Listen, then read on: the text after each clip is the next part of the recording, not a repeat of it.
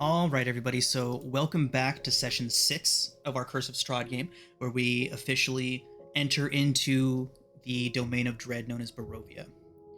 Last session, you spent your last hours in the House of Lament, and as you were fleeing through that house, as it was raging with its dozens, if not hundreds, of trapped spirits, you made your way through the house, doing your best to reach and rescue the children of Theodora Halvrest, former lady of the house. She had gone through great lengths to defend her children from the evils within, to keep them from being consumed by the entity that was the house itself. You faced off with the baleful undead of this house, as well as entities that seem to be manifestations of the house itself as you were making your way through. With the aid of Theodora Halvrest, her being able to guide you through the house and then finally part the massive storm wall that had blocked you all in and had formed a barricade around the house, she was able to part that for you and allow you all to escape one horror into the unknown. So, with that House of Lament fading behind you, its features seeming to twist into a face, contorted with rage, you all flee into the mists. The last thing that you would see is Theodora Halvrest crumpling to the ground, her spirit seeming to collapse in on itself from the effort of parting these storm walls so you can escape. With that, we find you all once more in a familiar yet unfamiliar state, wandering through the mists.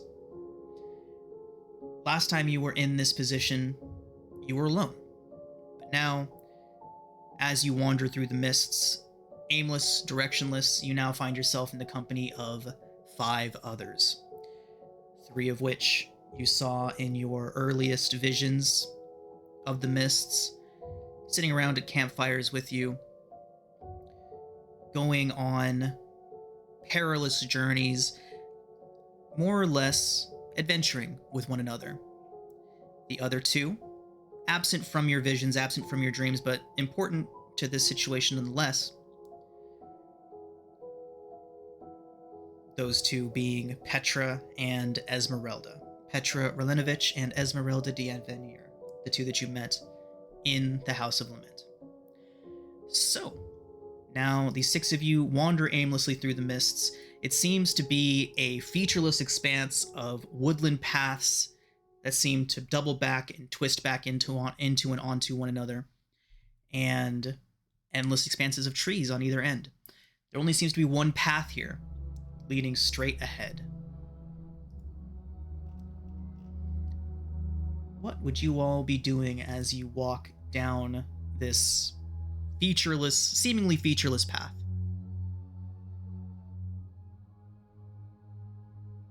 Damn it. Where are the others? Is everyone here? I am here. Are you? Wait. Do we have everybody here? I am indeed here as well. Present! Wait.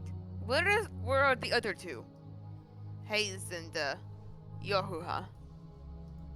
Aurelia, as you begin to ask that question, you can see 2 figures back in the mists. They seem to be falling behind, but regardless of how slow you begin to walk to allow them to catch up, or how you turn to go back to them, their figures still seem to drift farther and farther back into the mist until they are out of sight.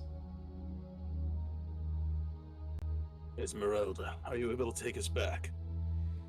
She kind of looks around and says, back where?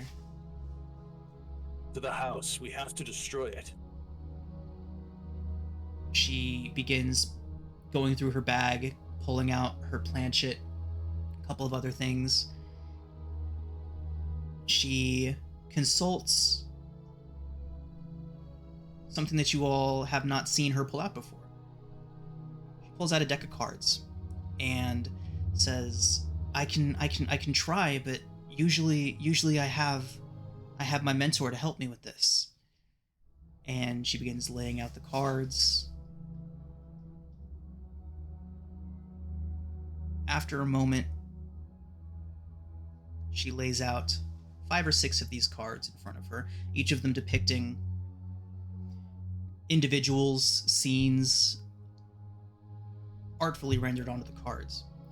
And after she's laid them out, Aurelia, you would recognize this as a Taroka deck. I love me a good Taroka deck. After she lays those out, she begins looking around in circles, and then she says, It's confusing. I've never seen a reading like this before. It's directionless. I don't think I can get us back anywhere. I don't think I can get us anywhere right now. You see her beginning to panic just a little bit. She shuffles up her cards and lays it out again, and Aurelia, you would see that the same cards come out. There's a gate, there's mists, and there is death. She shuffles them back up, lays them out again. The same pattern keeps repeating itself. She takes a deep breath and says, I don't think I could get us anywhere reliably without Van Richten. Who?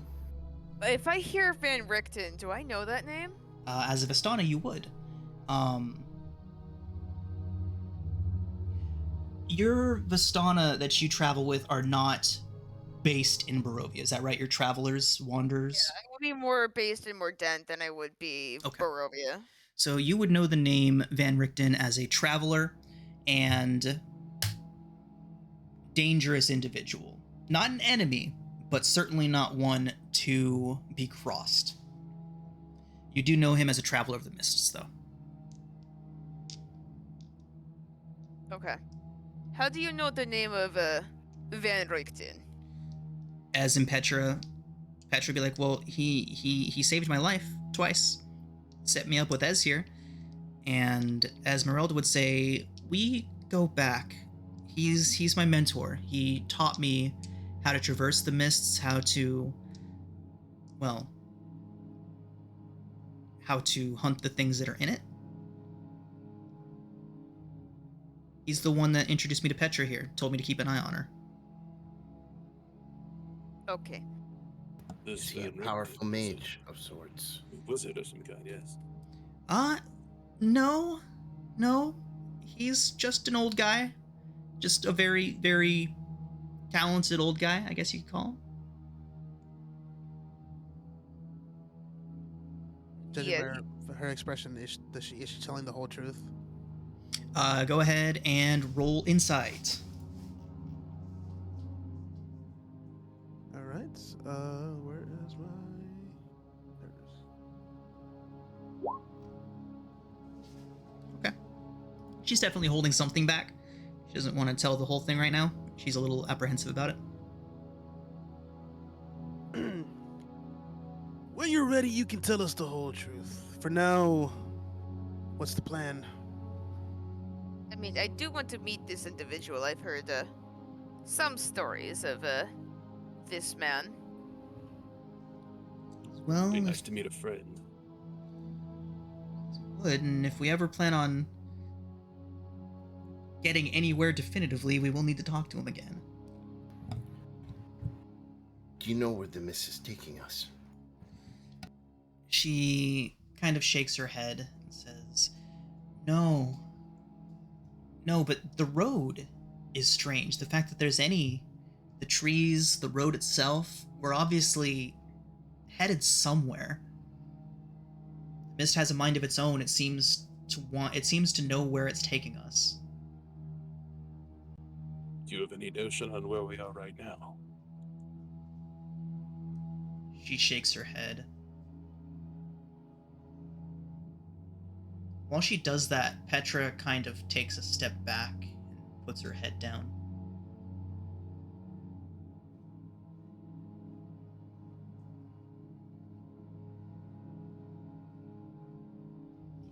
I mean, clearly with the Taraka reading, I mean, I would guess the mists are gonna take us somewhere. It's not, by our own ability to travel somewhere, so I say we take, this route down the road and see where we go.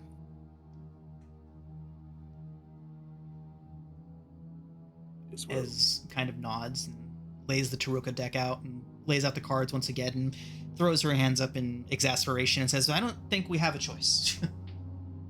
I mean, you're getting the same 3 cards, like, 6 or 7 times at this point I think you gotta learn to give up at some point, right?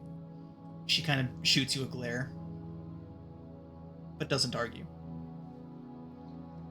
I mean, hey, you may give me a glare like that, but I have studied the Taraka deck myself, so. Now, what if we deal those cards but take out those cards? I mean, you can take out those cards, but it would make cannot the cheat. Cannot cheat faith. That is also true. You can't really cheat faith, but you're taking away a huge part of the deck that could mean something. The Taraka is more of a guide than a anything else.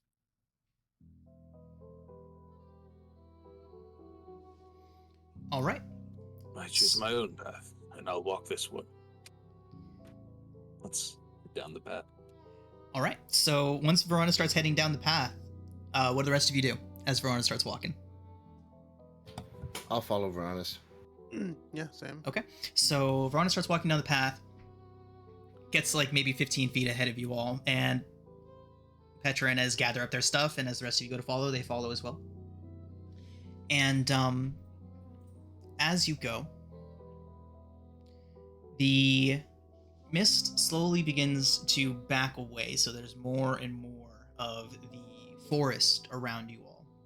You can see the mist has backed up maybe about 30, 40 feet off of the path, but it is very clearly surrounding this path that you're all walking on. This narrow woodland path. It would go on for maybe, feels like you're walking for maybe like a mile and a half. Still no change. The woodland around you is nondescript, almost like you're passing the same trees, but if you were to mark any of them, you would find that you're not passing the same ones. But eventually, after this travel, the fog in front of you would split. And out of that fog,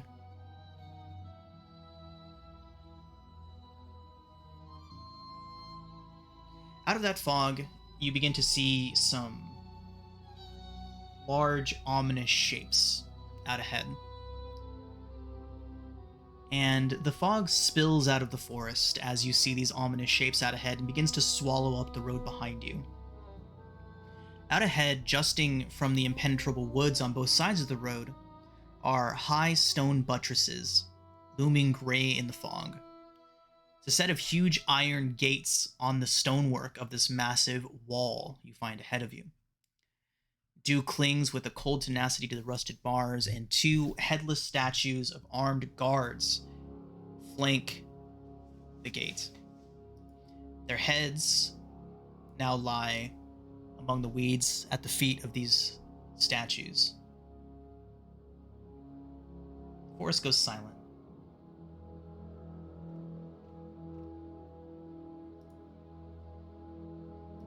What do y'all do?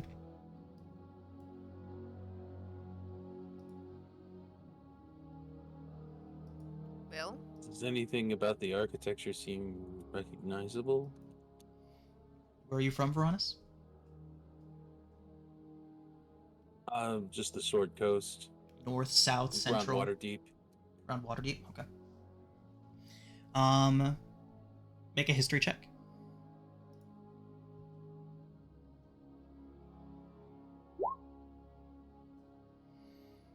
Okay. Veronis with an 11.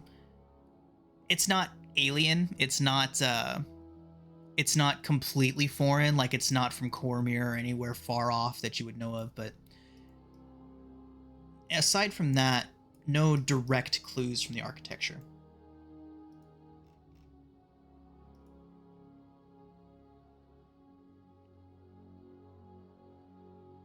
Well, it must belong to somebody. I mean, I would assume whoever's here, this is, their property, I guess. Perhaps we can find some help. There are no guards. I mean, I hope we can find help, I'm not gonna lie. Are there any, like, animals in the general vicinity? Yeah. Make a perception check. All right. Yeah, you can see some birds flying around in the sky. Looking around at the trail, you can see that it looks like animals might forage in the nearby areas.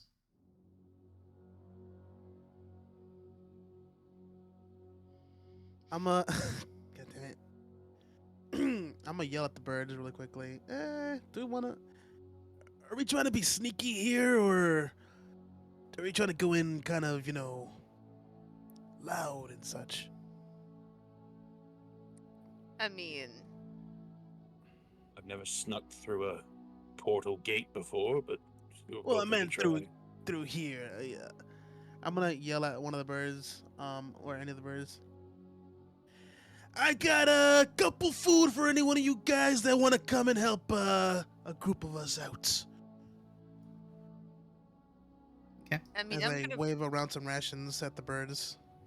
Are we not gonna take a second and pause at the idea that, Varanus just said this might be a portal hole?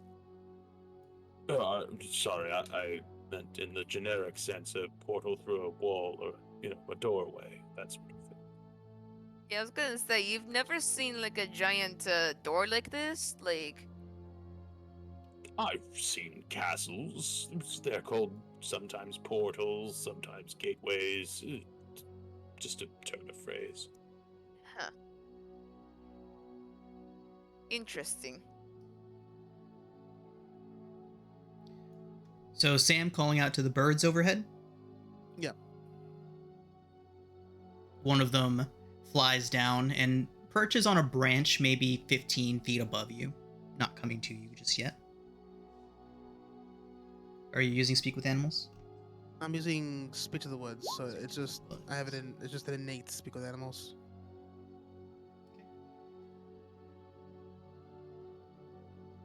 All right. It would squawk at you, and it would relay to you, not falling for that. Poison someone else. I grab a bit of the ration and I eat it in front of him. And I offer from the same batch of rations. Okay. So, as it lands on the tree and it sees you doing that, it hops down a few more branches down, and you can see that it's a crow, not to be confused with a raven, but it is a crow, and it squawks at you again and says, it relays to you the revelation that you're not from here. Kind of like the equivalent of a person walking up and saying, "You're not from these parts, are you?" What gave it away? Here, I'll give you another batch of this food if you can tell me who lives in this place. It responds with the short and cryptic response of only the dead and soon to be dead. Fantastic. I give him the rest of the rations. it takes what it can and flies up to a perch. Several other crows congregate and they all begin eating. What's fantastic? Why were you talking to the bird? I've gone insane, it seems like. Apparently dead and soon to be dead is in there. So, that's what the bird said. Sam, as you finish that sentence, the massive door in front of you, very loudly and slowly, you can hear rusted hinges popping. See bits of puffs of rust, like smoke, popping out from the hinges as it squeaks open. Takes like a full 15 seconds for it to open, like 3 or 4 feet, the entire time screeching like a wounded animal, until finally it stops. All the crows would have taken to the sky. During all this, you would have heard other animals scampering away from the wilderness. When the screeching stops, it sounds deathly quiet.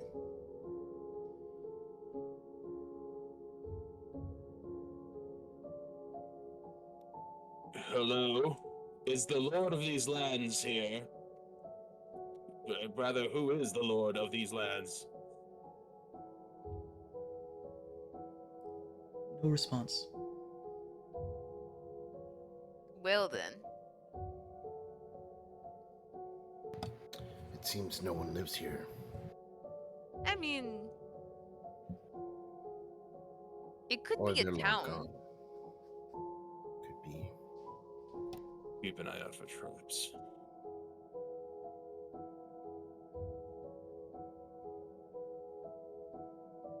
Well, I'm gonna start walking in under the gate. I would like to look for traps as I follow her. All right. Go ahead and make investigation or perception, whichever you would prefer, Varonis.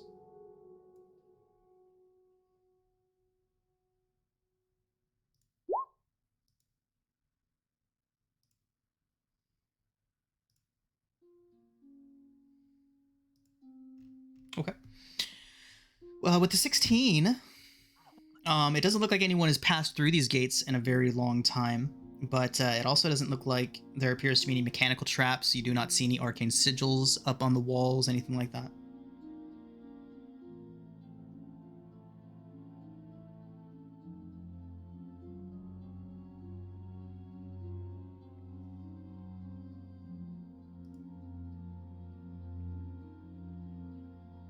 Maybe we'll run into more spirits.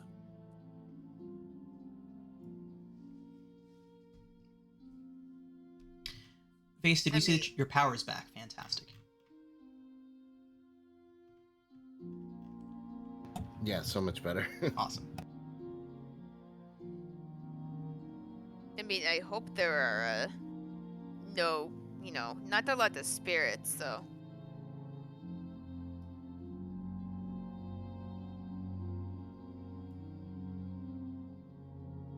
What about you, Petra? Are you picking up on any spiritual presences, or? So, as you address Petra, when you look back at her, you see that she has gone stark white.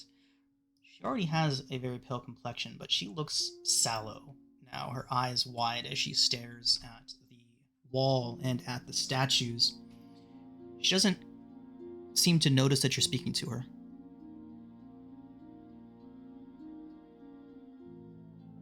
Petra, Oh, what's wrong? It's nothing. What were you asking? We are all here together. That was definitely not nothing. What's going on? And then I turn around and I just see Petra. I'm like, are you okay? Ez would lean over towards Petra and say, I think it's okay. We've been through a lot with these people already. They don't seem to have any ill intent. Why don't you show them? And Petra would slowly reach into her bag and pull out a piece of parchment. If you remember from when you first met Petra and Ez, they said that Petra was a painter, and she'd grown into some renown, all that good stuff. But she unfurls a piece of parchment. After going through her bag, going through several of them, she's got maybe a dozen, maybe more sheets of paper in her artist bag. But she pulls out one of them and she hands it over to you, Veronis. You're the one who addressed her first, right? I'll take it and open it up. It is a very beautiful painting of the walls, statues, and door you all see in front of you. Now, if I stand next to Petra and hold up this painting and look at it carefully, is the scene an exact match or an impressionistic match? Impressionistic.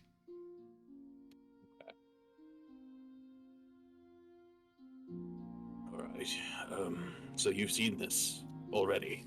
You've seen these gates. Have you been here before? She shakes her head very violently and says, No, I've never been here. Never been anywhere like this before. All right, Petra, do you have any more premonitions, any more visions of the future that we should know about that might be relevant to our safety? I didn't know these places were real to begin with. I have dozens of paintings. Some of them are places, some of them are people. I never thought that this was an actual place. You know, if the stories of having sight are true, I definitely don't want to experience what you're experiencing right now. We should go over all of these paintings, and we're all very hurt, so perhaps this is the place to make camp for now. Agreed. A rest is most welcome. I mean, you sure you guys don't want to go through this gate and potentially see if there's somewhere to stay?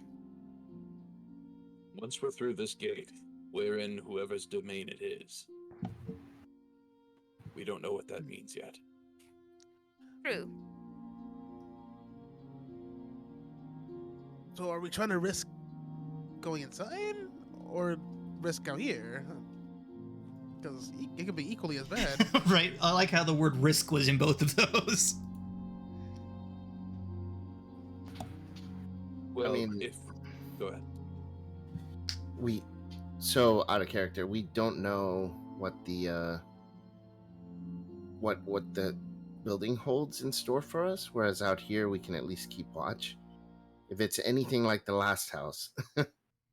I So- mean, Just as a quick point of order, these walls are not the way that they are, and how far you can see them stretching into the distance, and the fact that you can see trees towering behind them would infer that this is not the wall to a structure, but more like a perimeter around like a city or a town or something along those lines. Like a border wall. Like exactly a border Oh. wall. Thank you. Okay, that makes And sense. we see it through it. With the door open, we can see the other side. Yes. Yeah. Okay. I don't know if anyone got close enough to see through there. It only opened about 5 or 6 feet or so. But if you were to get at a right angle, you would definitely be able to see more road and more woods beyond it. If this leads to a town, perhaps we can find assistance, help. yeah. Perhaps, but we have no way of knowing how far a town is into this place. If Well, it's a risk either way, I would rather be prepared, is all I'm saying. I agree, but let's think of it logically. If there's a wall, it's keeping something out. Clearly, we're outside of the wall. Bolivar, If as you we're- said if the that, door's Petra open. would softly, almost imperceptibly say, "We're keeping something in." Exactly. Hmm. I mean, I just feel more secure with a wall, you know? Only because, like, I feel like I just need a wall, you know? Or at least some security. So I don't want to stay, you know, on this side of the gate. I'd rather be on the other side. You know what I'm saying? I'm with you. I think we should go inside. Find rest in there. Plus, I would rather take the risk of walking, another hour or so to potentially get to a town and not, just rest in some random ass area of the woods. What about you, Sam? Pretty fucked up here, so I'd kinda, if there's a town up ahead potentially, let's just go for it. All right. Let's continue then.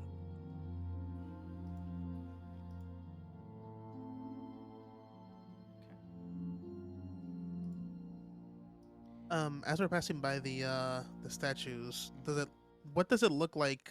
What's the cut on the neck, where it got cut off from Yeah. the rest of it? Yeah, make a perception check, investigation, whatever you think would be appropriate as you pass by. Gotcha.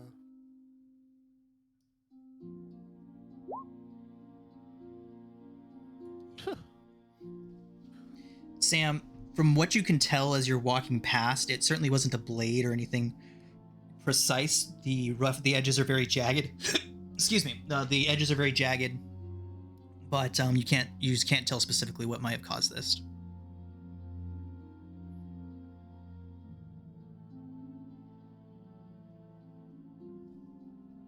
All right. Okay. So we all step through. Yeah. Just. What is the highest passive perception among you? Not me. 15. 15. I have 11. Yeah, I have a 10. 10. I have 11 too. Okay.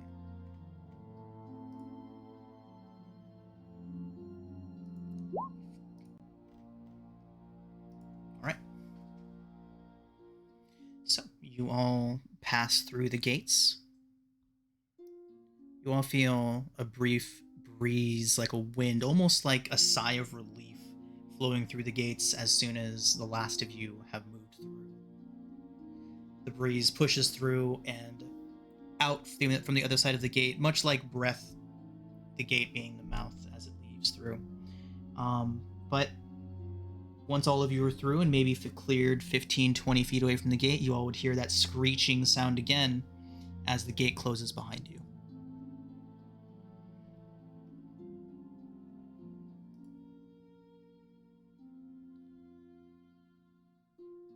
More forest.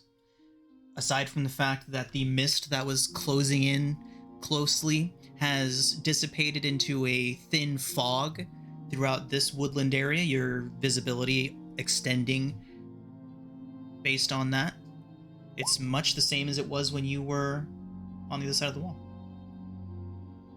The path is more defined. There's a clear road in front of you now, a path cutting through these trees. But other than that, and the lack of the thick mist, appears to be the same.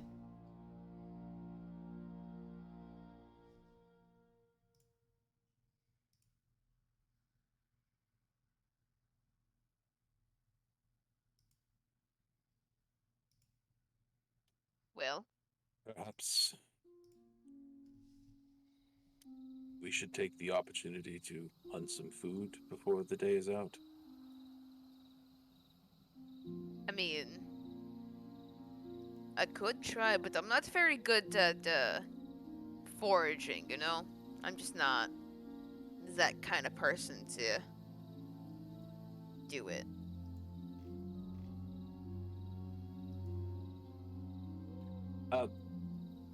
Sorry, maybe I missed what you said. Have we got an impression of the passage of time today? What time of day does it seem to be?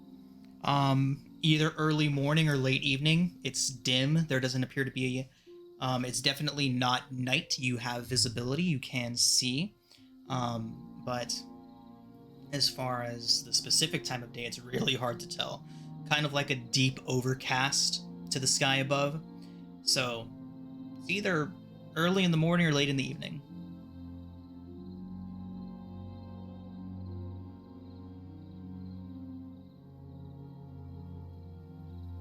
How much further should we press on? I mean, let's go a little while and then see what happens. I guess just keep our our eyes peeled for any unwanted visitors.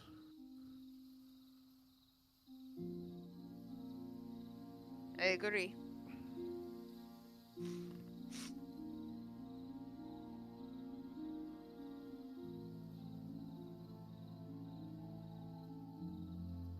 All right.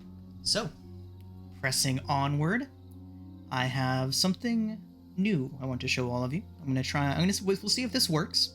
If it doesn't, we'll ex-nay this little plan in a little while. But for now, as we move around in the lands of Barovia, we'll be doing so on this map.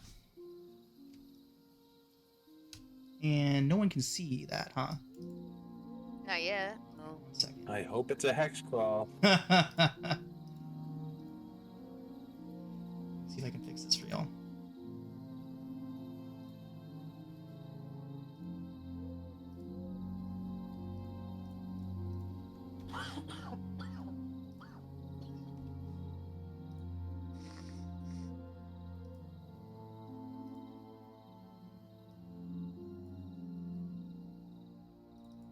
Interesting. Oh, I see what the problem is now. Okay.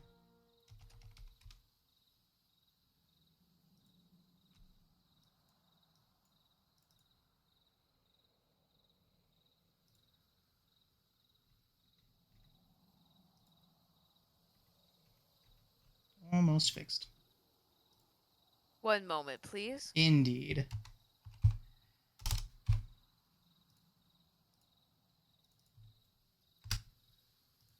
There we go. Damn it! I was like 2 seconds from playing the Monty Python intermission music again. Okay. It looks like everybody can see that. We are not sponsored by the Monty Python intermission theme. Oh, looks like we lost Face. Oh, no, back. Welcome back, Face. Guess we were disappointed by the non-sponsorship, huh? Okay. Didn't send me this one again. So the token that you all can see on your map right now is your group token.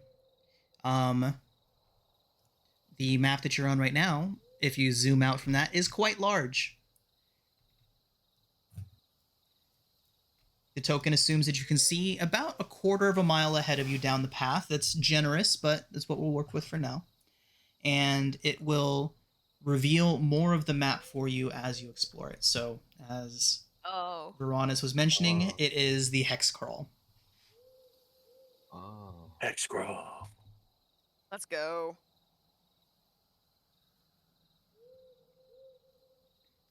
So, can we all move it? Yes, I believe everybody has access to move it. Yep.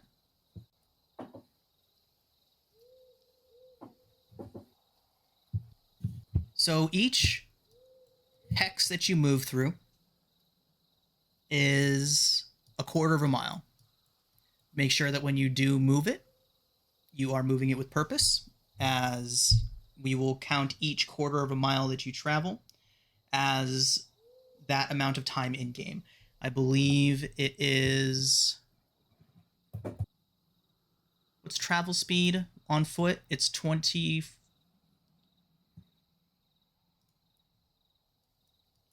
Say it takes you about... Go ahead. No, I was just thinking with Okay. because math is hard. Yeah.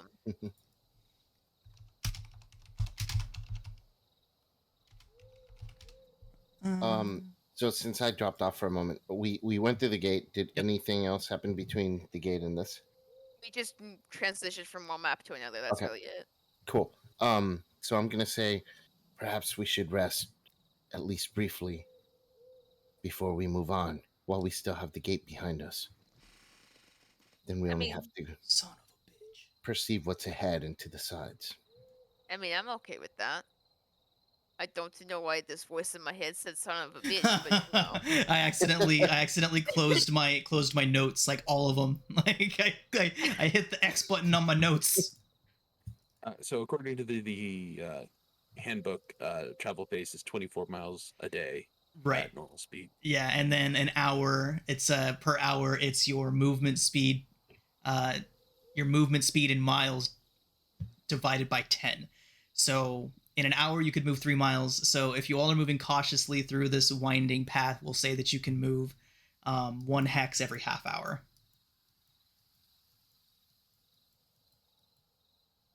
We won't play too tight with that, but basically consider a hex or two to be a half an hour to an hour of travel.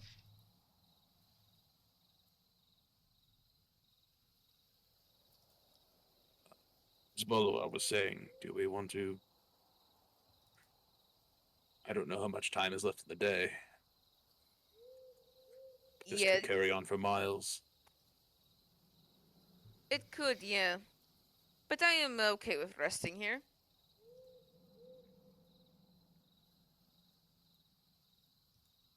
Yeah, I think we need to recover some of our wits.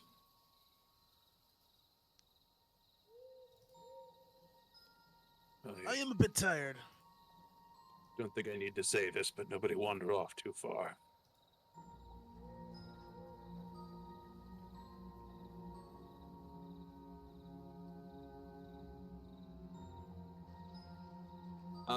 Can we reach the tree line while still seeing each other? Yeah, the width of the road at no point goes over maybe like it's at its absolute widest parts. The road is probably only about 25 feet wide at the widest. On average, it's probably about 15-20 feet wide.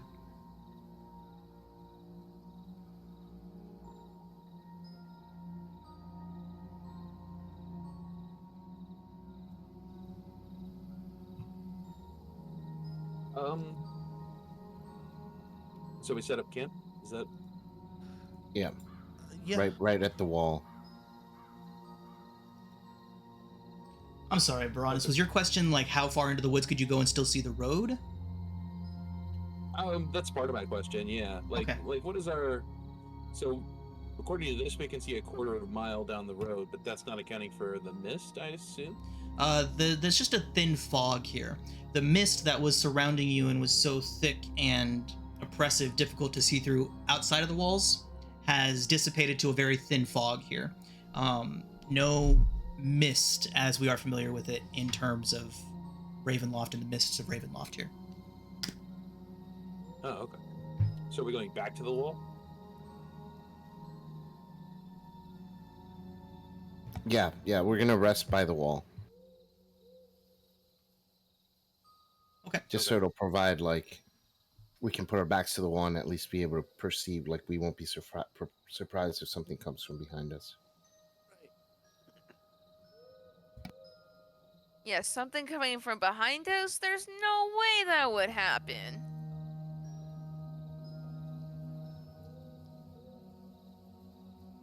And we'll head back to the... Is the wall on this map, or is it, like, at the very edge? It's at the very edge. So we'll just move you back 1 hex and say that you backtracked a bit to the wall. All right, y'all. This is where this hex is. This is where this hinges on. We are going to turn on Explorer mode.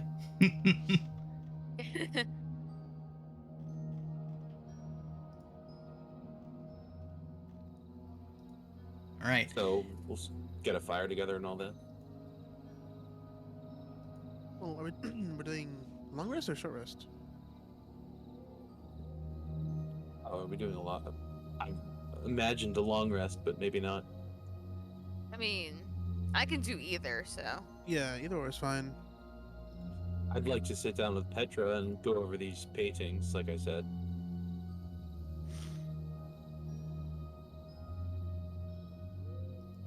So what'll it be, y'all? Long or short?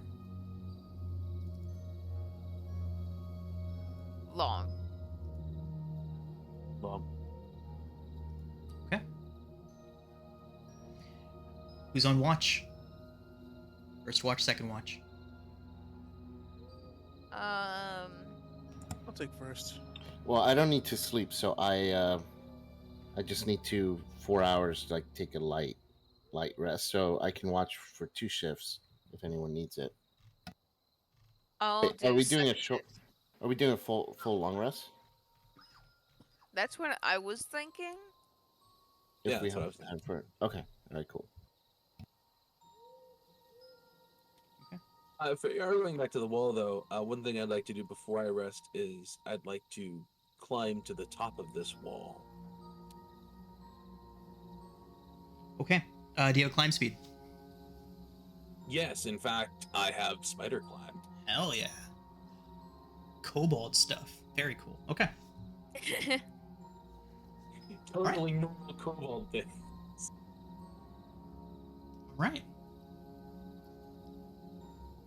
Veronis. As you climb up the wall. Go ahead. I won't just straight up walk up the wall in full sight of everybody, though. I'll go around to the other side and walk up. Okay, well, the gate is closed from your side now. Oh, that's right. Can I open it? No. If you approach it and try to press on it, it is very thoroughly locked. Everyone, the gate, it does not open. Yeah, I'm sure we can jump right over. If we need to get out of here. I mean, we'll see. Okay, then I'll straight up the wall on our side. I'll use my hands to try to make it look convincing. All right. All right. So, Veronis, as you climb up the wall, you eventually get up and over the trees. You can see that they go for quite a long ways. It is very cold here. Now that you're getting farther up out of the cover of the trees, you are beginning to really feel the effects of that. So much so that you're beginning to see the peaks of not mountains, but large hills to the northeast of you, and they are snow-capped. Not just snow-capped, but there is snow coming down to their foothills. And in addition to that, once you are up over the trees, you can see a massive mountain dominating the southern portion of this area that you're in. Looking to either side of you, these walls seem to extend beyond your visual range to both the north and south. And you also see a structure to the east of you beginning to come into view. Seems to be a large church or something along those lines. And now you reach the top of this wall. And you can see, well, once you get to the top, what would you do? Where would you look? We've discussed the things that you would notice on your ascent, the large hillside or small mountain, however you want to look at it, to the northeast of you, and then the huge mountain to the south of you. And Is then there that a rampart on this wall? I wouldn't go so far. I wouldn't say a rampart would be generous. More like a flat space on the top of the wall that you could walk along. Okay, well, I'll stand on top of it and look into the area. So, Veronis, as you look out onto your side of the wall and looking out over this area, you see a massive expanse of wooded, basically what could have once been a beautiful valley. You see a couple dips in the fog that look like they could be lakes, one small and one very large lake in this area. And the fog hangs low and obscures details of a lot of what you can see. But east of you, you do see what looks like a walled settlement. That initial structure that you saw to the east of you looked like a church. Appears to be on top of a cliffside that looks down over a walled settlement. It's about maybe a couple miles east of you.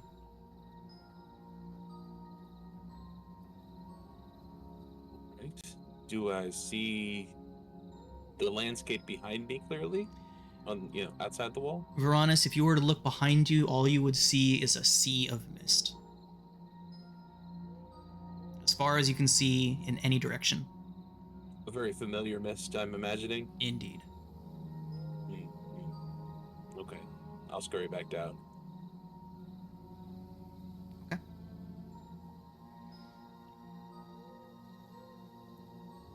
excuse my absence. The kingdom, which I can only imagine it is a kingdom that we're in, is very large. I can't even see the Sorry, Veronis, I forgot to ask. What's your passive perception? 11. Okay, thank you. I can't even see the other side of, or any side of these walls other than the one that we're on right now. There is some kind of settlement, it seems, a few miles to the east. Do you think we can reach it by tonight, or? Even though we don't know the area. Is it dark at this point? Veronis. Now that you ask, it is actually getting brighter.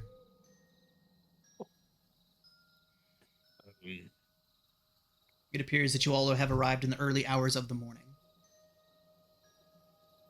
Yes, should take us half a day at most. I mean, I do need a rest, I'm not gonna lie. I mean, I would like one, but, you know, if we can make it there within a few hours, I would, not oppose walking over there. Not excusing any dangers come from us not understanding the area, but... And speaking of not understanding the area, it does seem that we're trapped here, just like back at the mansion.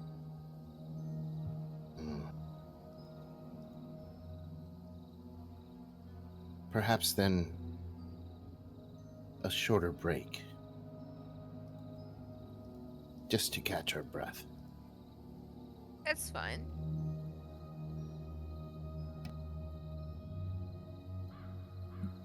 Petra, can you bring out those paintings that you mentioned?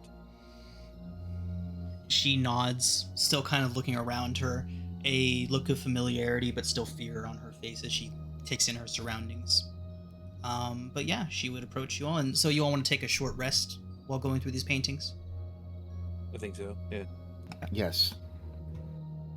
At least so we can get some health back. Is there a short rest macro? Let me check. No. You know what? There is, but I need to set up a little penalty box. Not a penalty box, but a vision-free box for y'all real quick to put your tokens in. We don't want you just dropping tokens randomly on this map, so give me just 1 second, and I will set up a place for you all to access your tokens from here if you ever need to. I just see Sam's token on the board for some reason. What just What? happened? I could have sort. I looked at the. Oh, it's fucking okay.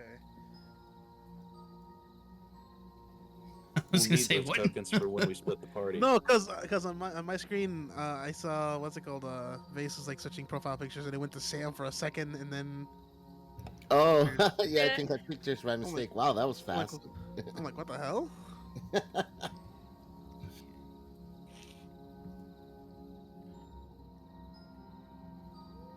All right, y'all, I'm about to drag your tokens into a little blocked off section of the map here.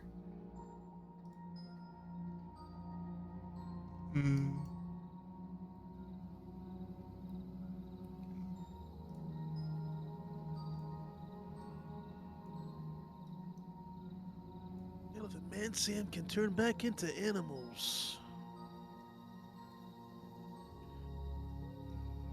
Can you turn into like a regular elephant? You know, that's not a question I ever thought. What's an elephant in this context? Elephant Man Sam is a title. Give it to only this guy right here. Oh my god, the thought of that. I'm a lockdown, man. All right, so your tokens are out on the board now. Leave them here. Don't delete them or anything like that. If you ever need to interact with your token while we're on the travel map, this will be the spot for you to do them in. And What is the CR of an elephant? then to do, yeah, you'll have your macro. You click on your token, you'll have a long rest, short rest macro that should be set up for you. There's nowhere to do this. Okay. Alright, I'm gonna do Song of Rest, which is a D6 if you guys are spending hit points. So 1 extra hit point if you're using hit dice. Per hit On dice? each hit dice? I think it's 1 One total. extra. Okay. Every little bit helps.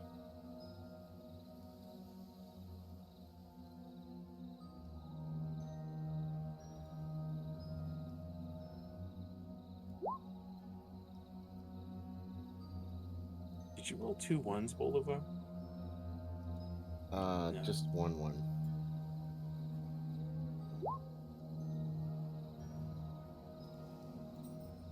That's my last one. All right. 21.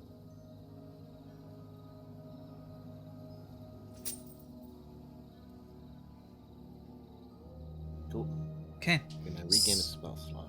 So, as you're all resting, setting up a quick camp, the first thing that I need is somebody to roll a d20. Sam, Yes. What? Oh. I nominate you. They Roll are a giving you d20. the responsibility.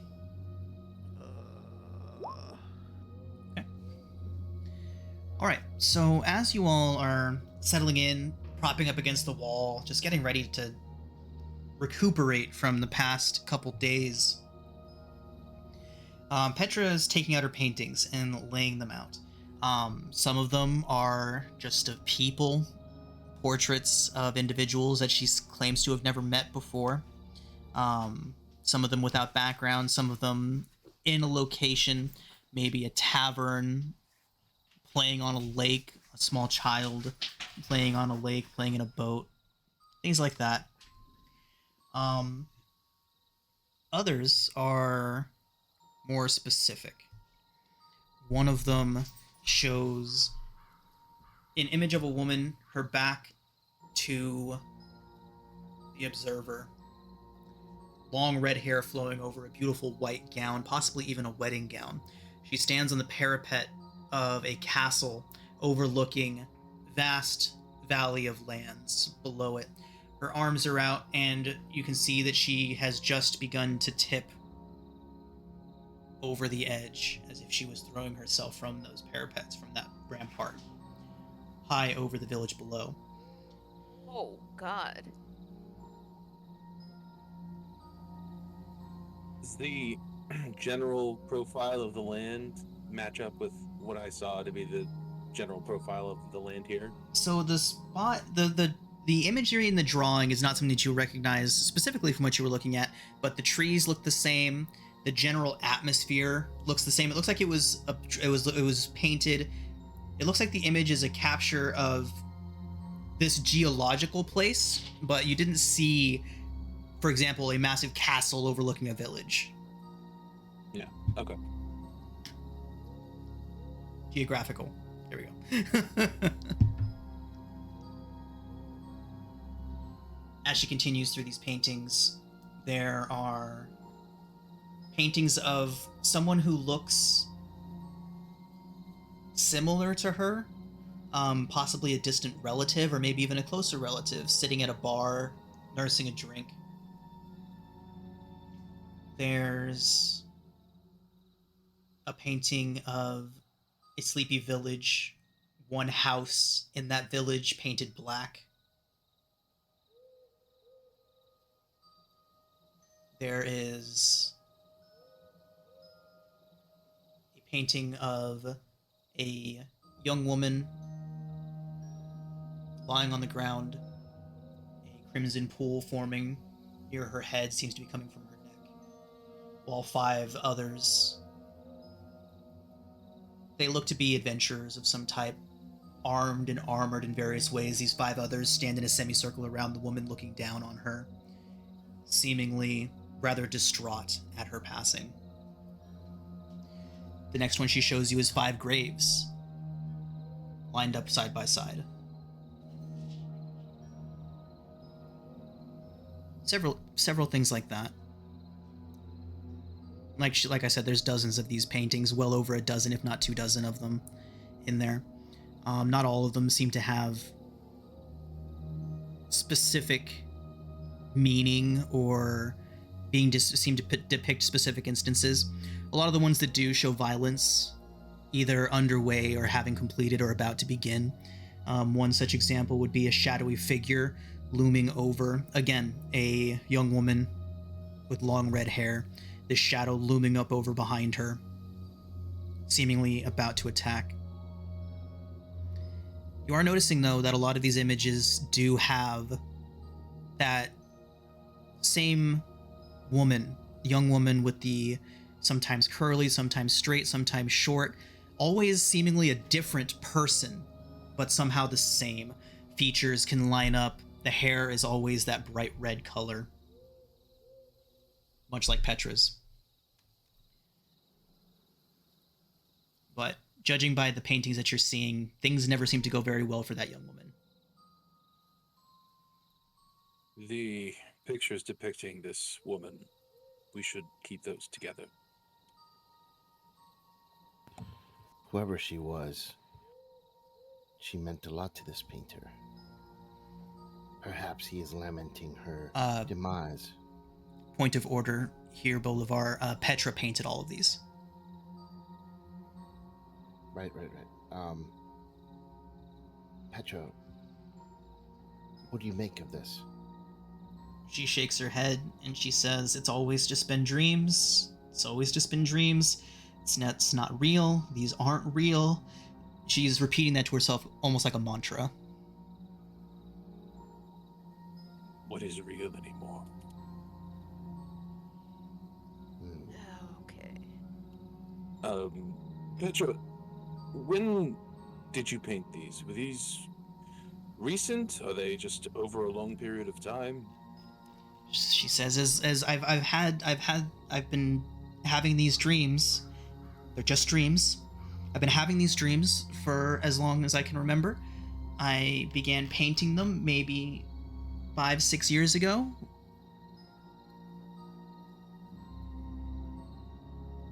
Do you remember anything about her name? Who she might have been? Did any of that present itself in your dreams? She shakes her head and says, "It's always just visions. The only sound I ever hear is..." She takes a deep swallow. "The only sound I ever hear is a woman screaming." Is there a lot of painting? Are there a lot of paintings that depict buildings, or just the couple? Yeah, there's a few. First off, let's make a persuasion check to see if Petra is willing to continue down this road right now. Any of us, or? So Petra's obviously becoming more distraught the more of these paintings that she goes through. She's obviously convinced herself that the paintings and reality are two completely different things. That worldview is beginning to crumble a bit, and it's having an obvious mental toll on her right now. So whoever would like to convince her to continue, that is who would need to make the persuasion check. I mean, I have a +5 to persuasion, so I could. Okay. It's also important to note that Ez has taken a few steps away at the moment. Is oddly first time that you've seen Petra in distress and Ez not trying to console her. Ez is not trying to do so at the moment. Ez is instead standing about maybe 10-15 feet away from the group, loading a crossbow, and has her weapons laid out in front of her.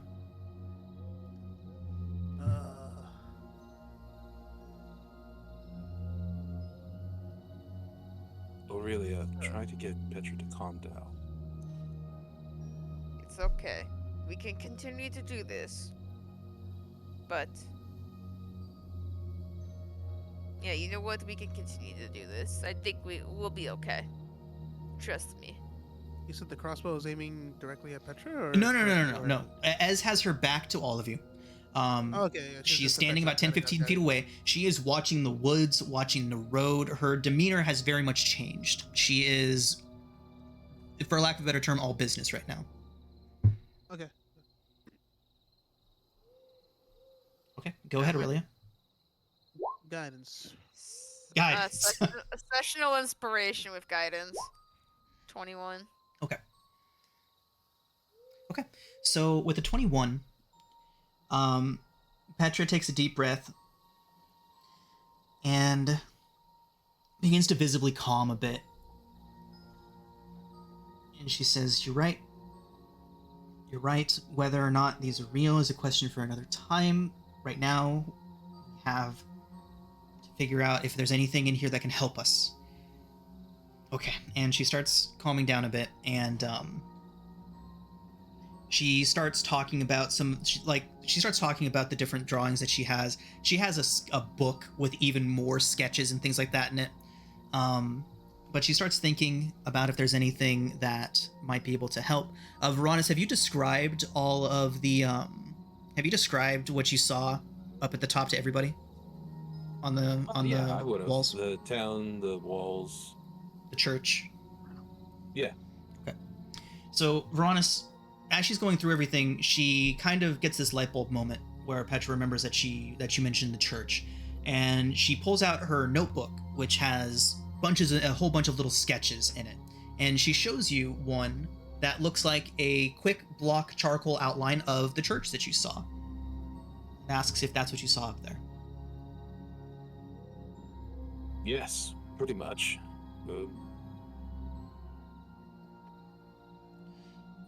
She nods and then begins going through her paintings, and she pulls out one of her paintings, and it is the rough outline of that church.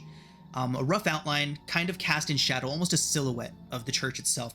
And standing behind it is a massive figure, arms outstretched. But unlike the woman who is jumping from the parapets, this individual has his hands raised in exaltation, a very religious, a very spiritual look to his hands being raised up overhead.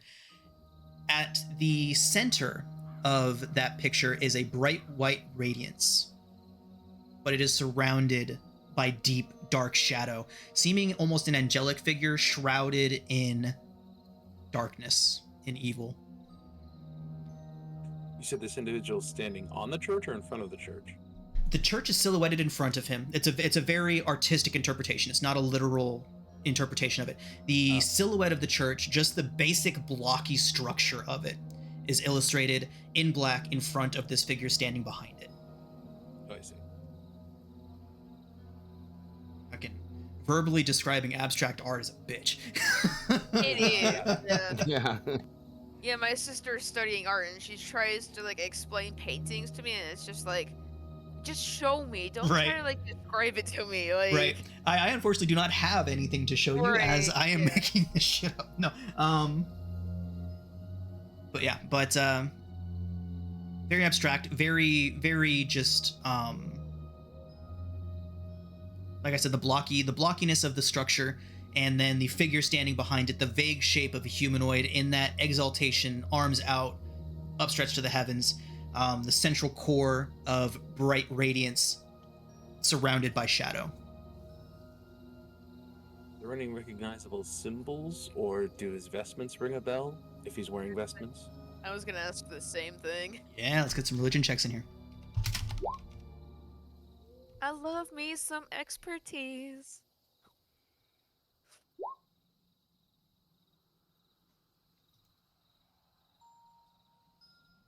Fantastic. So between those two rolls, you are definitely getting the impression of a celestial. The inner core, you can get the image of maybe some implied feathers and whatnot. No explicit symbology, though. It looks like it might represent a creature from the upper planes. Okay, that's possibly a good sign. I mean, I don't know. All I see is, something. I don't know. I don't recognize any of the symbology, but it is something. Well, upper planes tend to be good for humanoids. The very least, it marks the church as our next destination. Indeed. I mean, the question is, where is this church, though? As I said, it seems to be overlooking a small town about 3 or 4 miles east. I mean, did you see the size of it, or? Of the church? Yeah. Well, it's a little hard to tell from this distance, but it's... Veronis, you would have been able to tell that it was large and covered, like, it had grounds. Like, there was the church buildings, outbuildings. It was a very large, it was a pretty large structure. Seems to be a building of some importance at any rate. It's very large. I mean, if that is where we have to go, then let us go over there. Indeed. One last pass going through these paintings. Do any recognizable symbols or symbology show up? Let's make an investigation check. And Aurelia, I did not originally take into account your 22. I need you to also make a perception check. Okay. Well, it is not great, but still. Natural 20. Here we Okay. go. Wow. Aurelia, looking over the painting of the church and the radiant figure, just Veronis right now, if he's the one. Boulevard, just Veronis for right now, if he's the one specifically going over the paintings looking for more importance. If everyone would like to do that, you can all go ahead and make investigation checks. But Aurelia, hidden at the base, almost invisible, at the very base of the figure, hidden inside of the black blocky structures, you see something not drawn in. It's too much charcoal, too much black to actually be shown, almost like an indentation of a symbol at the base of that drawing, at the center of that blocky image of the church. It is the symbol of the Morning Lord Lathander. Okay. And Veronis, with your 18 investigation, going through more of the paintings for now, let's see, what else? Yes. You would see more than once the symbol of a knightly order that you may have some familiarity with as far as just having read about them in a book or come across them in other ways like that. So putting that together, it's getting the idea of seeing that symbology pop up here and there, especially that of the dragon. Go ahead and make a history check.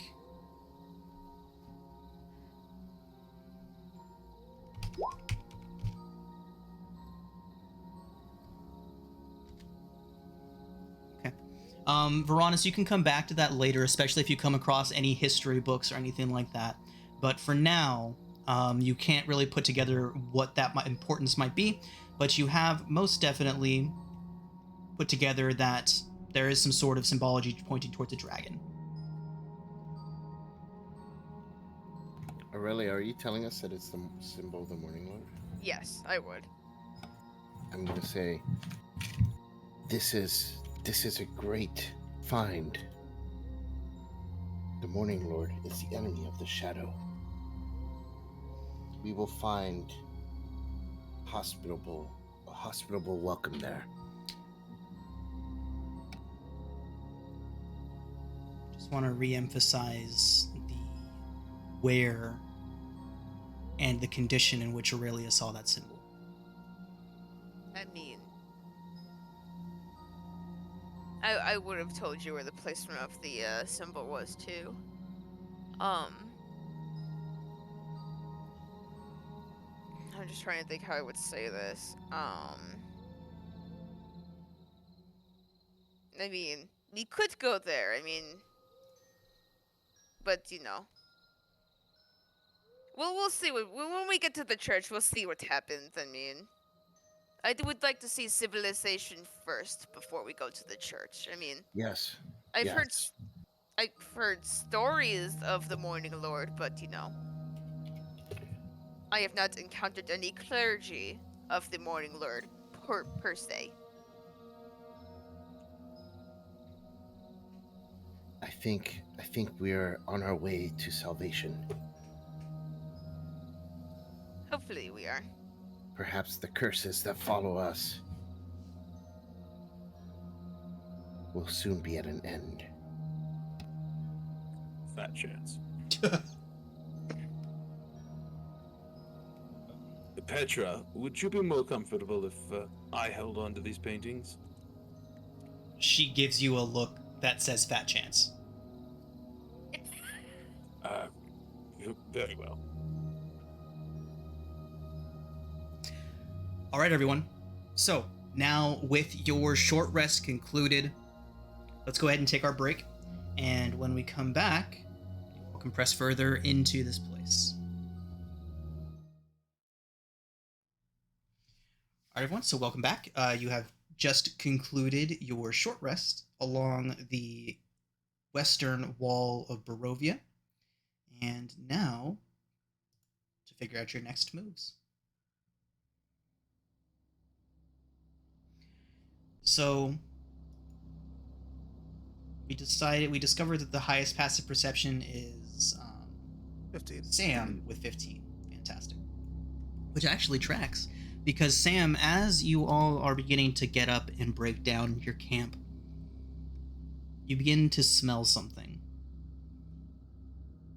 It smells like that sick scent of meat that sat in a trash can for too long.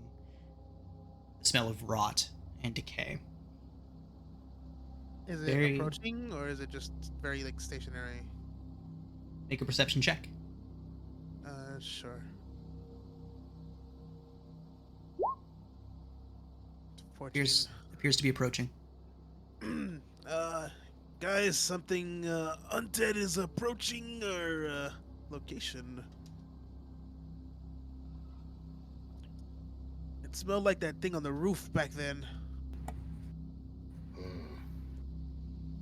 What direction? As you all are beginning to take this in, looking around, the scene before you all is hauntingly familiar. Your camp splayed out around you, this strange wood surrounding you that doesn't seem so strange now. Very similar to a dream you all had not long ago.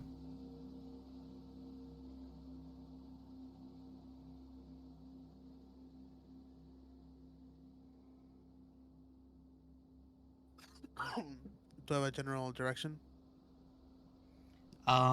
With your backs to the wall, they seem to be coming from all around.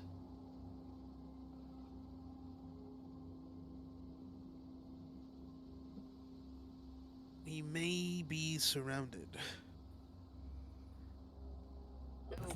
Brace yourselves.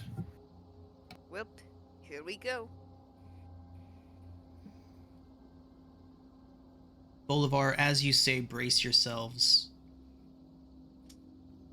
you hear a voice from deep in the woods, draws your attention to the forest around you, where you see shapes, shadows lurching through the woods towards you all. Bolivar, you see 1, 2, 3. There seems to be half a dozen. Others begin to appear. A dozen, possibly more. Their figures still just past your visual range to be able to clearly make them out. But as you say you should brace yourselves, one of them speaks, and you can see that this individual, this shadow, stands taller, straighter, as it takes a slow step or two towards you. It doesn't slouch, it doesn't shamble. And it says, "You may try to brace yourselves, but there is no preparing for what lies ahead of you." The head turns slightly. Looks past you, Bolivar, behind you to someone else. "Welcome home. We've missed you. Can I look back and see who it's talking to? There's a few people standing behind you. Oh. He could have been Probably not talking. me. He could have been talking.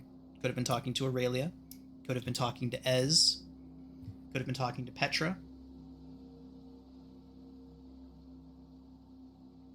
Do you all hear the shadows speak? I do, yes.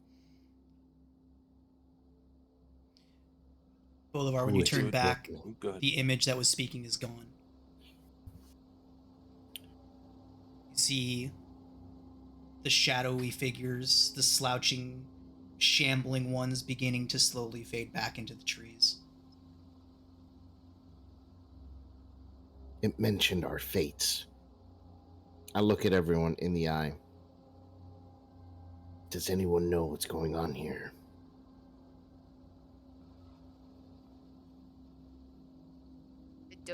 I mean, it's got to be something to do with what Petra saw. I don't know. Ez is staring right at Petra. Petra is still staring out towards the trees where the shadowy figure was. One of you knows. It said welcome home. Where are we?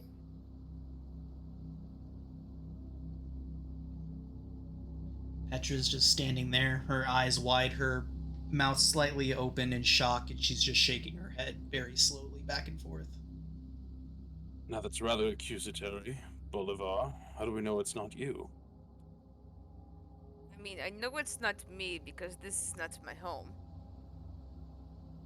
The eyes of the shadow stared past me, behind me, when it welcomed the individual. Not trying to be accusatory, but someone knows something, and it keeps us in danger when they don't tell us everything they know.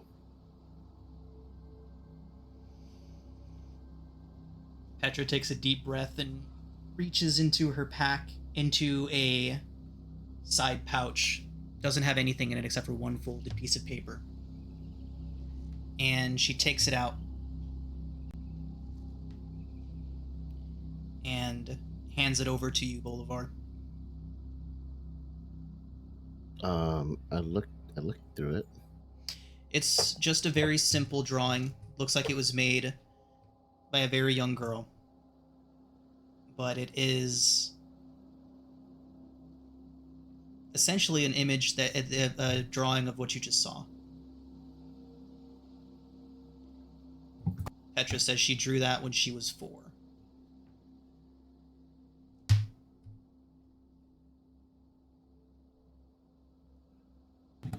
What? Did you draw this when you were a girl? She nods and seems to gather herself, takes a deep breath. There seems to be a lot of talk of prophecy and destiny. You seem to have known that this moment would happen, perhaps subconsciously. She nods and says that she always tried to think that her visions were just that, meaningless visions or dreams. But it is becoming clear to her that they were something more. Did you see something else beyond this point? She says that the visions are jumbled, random. Sometimes she sees things that can't have happened in the order that she's seen them. She's gathering herself now, kind of coming to her senses a bit more, and she says that she'll help you however she can, but she's just not sure how she can do that. And at that point, Ez would also approach and say, she's fully decked out now.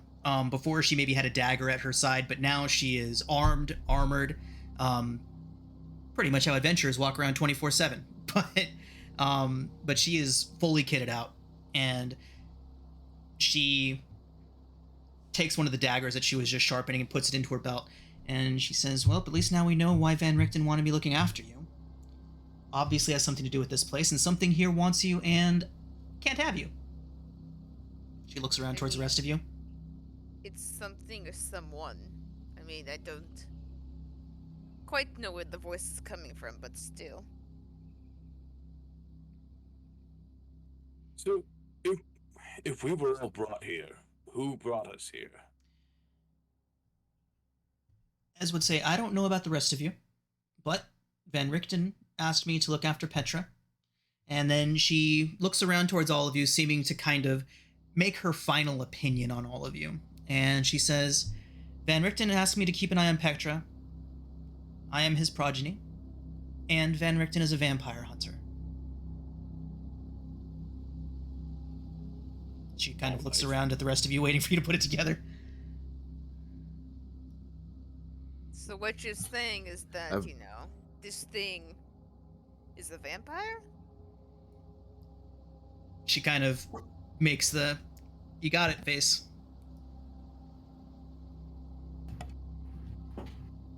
All right, so if Van Richten is hunting this vampire, where is Van Richten? She takes a deep breath and says, whoever knows where he is, but if he is here or has a presence here, which I suspect he does at least have some sort of a hideout here, it shouldn't be difficult to find once we get our bearings.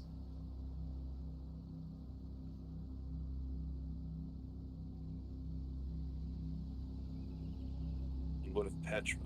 You don't know of her involvement in all this.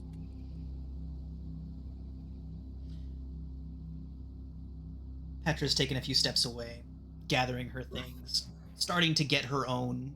She's a wizard, so her kitting out looks more like thumbing through her book, tucking it away, but she's also starting to get ready for potential danger. But Ez would lean in towards you. And what was your specific question, Veronis? What was my specific question now? How is she involved in all this? Okay. So she would lean in and say, Van Richten asked me to keep an eye on her, say that somebody would come for her, that I must keep her from him at all costs.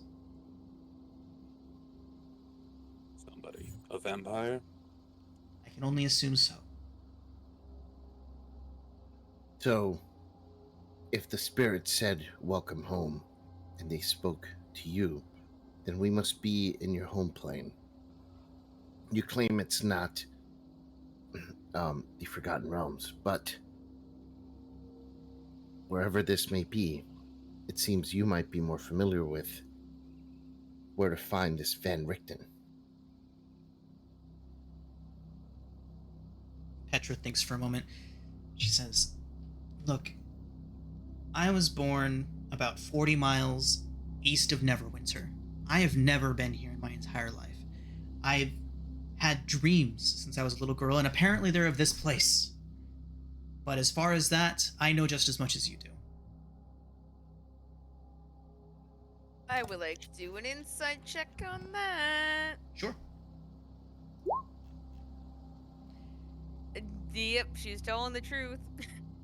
Yeah, or you can't tell one way or another. So is Van Richten back home, or is he here in this realm? Ez says that it's hard to tell where he is or where he's going. Kind of one of those guys that just shows up, says a few words, and then he's off again for another few months. I mean, Can relate.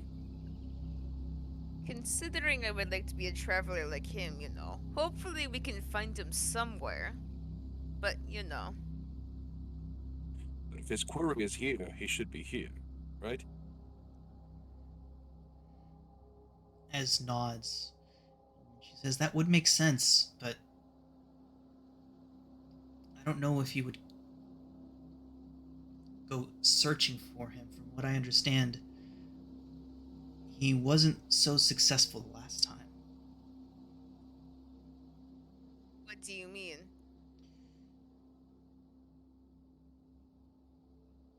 We should get moving.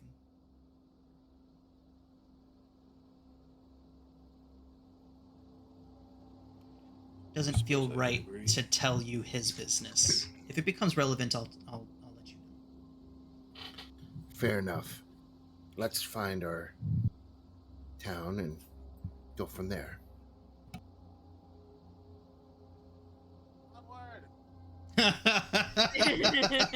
In the background, man. Sam's already like 50 feet on the trail. What? All right. So, setting to the trail once more.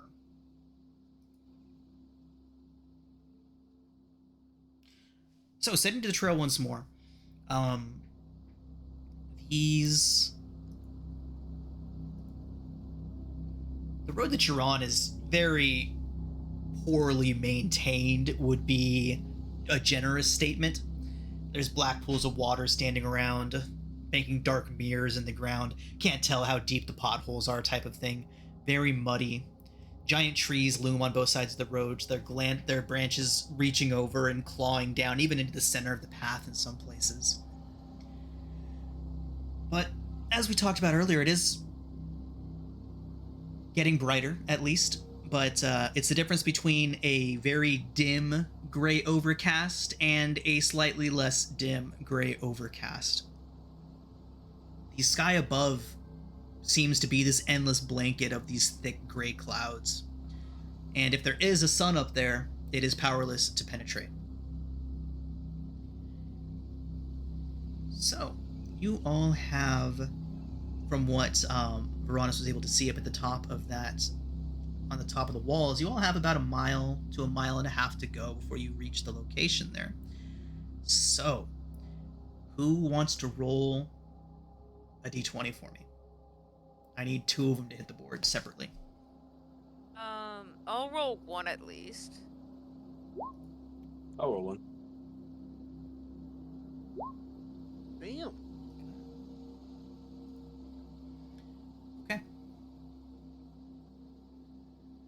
So the road continues on like this for a while, just a general state of disrepair. By the time you get to right about there on your journey, you can hear the roaring of a river nearby. I'd say roaring, but it's more of just the gentle rushing of water that you can hear. And on the road ahead of you, you come across a signpost. This signpost only points eastward.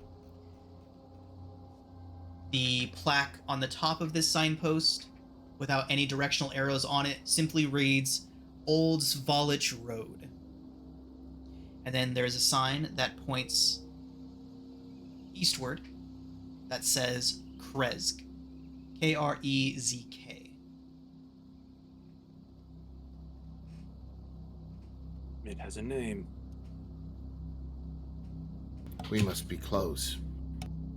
Hopefully we are.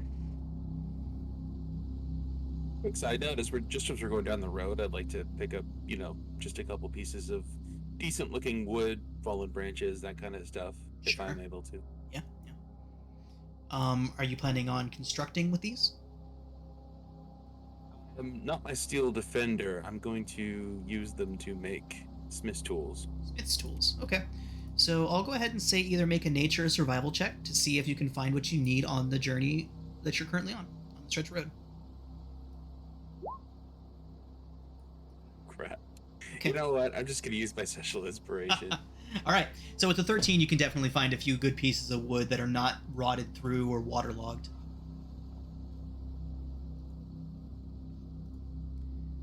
All right. So continuing along the trail there, you begin to see the road branch out in front of you all. Drop you right there. And the road branches north and begins to climb a rocky escarpment. You can see across the flat, icy ground in front of you all that the northern branch of this path ends at a gatehouse built into a 20-foot-high wall of stone reinforced with buttresses about every 50 feet or so.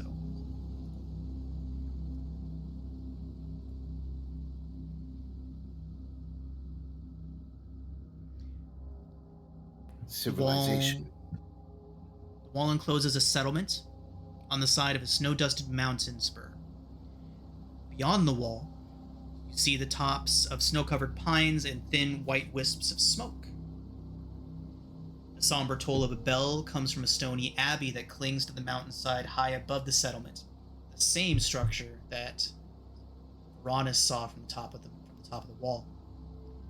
The steady chime is inviting, a welcome change from the deathly silence and oppressive fog to which you've become accustomed since arriving past the gates. It's hard to tell from this distance, but there seems to be a switchback road climbing to the cliffs that lead up the walled settlement to the abbey. You can see at least one person moving around on the walls facing you directly.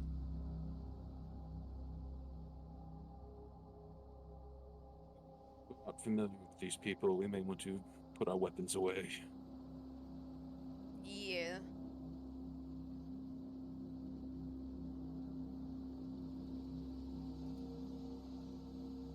I mean, at least there's people here, you know? So, that's a start. What if he's dead though? Do you think Unless a they man died. walking around the wall is dead?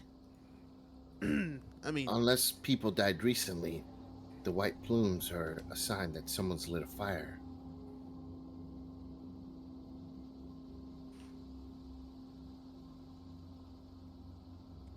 Optimism. We'll try optimism for now.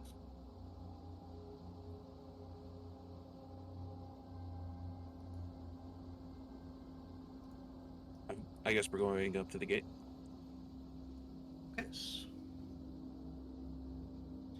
So as you're all approaching the gate, when you're about maybe 30 feet from the entrance, you would hear a voice call out, "Halt!" At that point, you would see the two buttresses that flank the gates. You would only see the shafts of arrows sticking out from them. Appears to be 4 people trained on you. Turn around and go back from where you came from. We don't want any of what you've got here.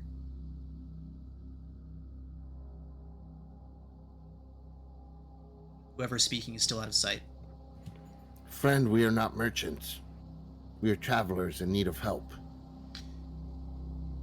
A middle-aged man, maybe about 45 or so, steps out from behind one of the buttresses.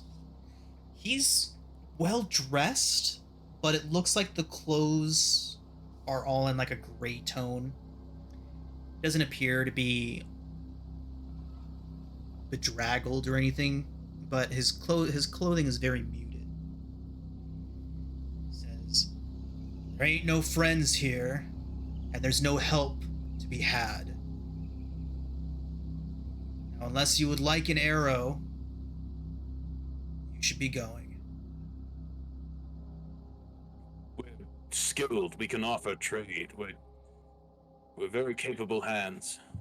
Please, we mean no harm. We just need help. He kind of looks you all over, looks you up and down, his eyes going over all of you. Petra kind of pulls a cowl a little closer over her head and says, "I see your weapons. I see your armor. You claim you can help us. There's only one thing I need help with right now."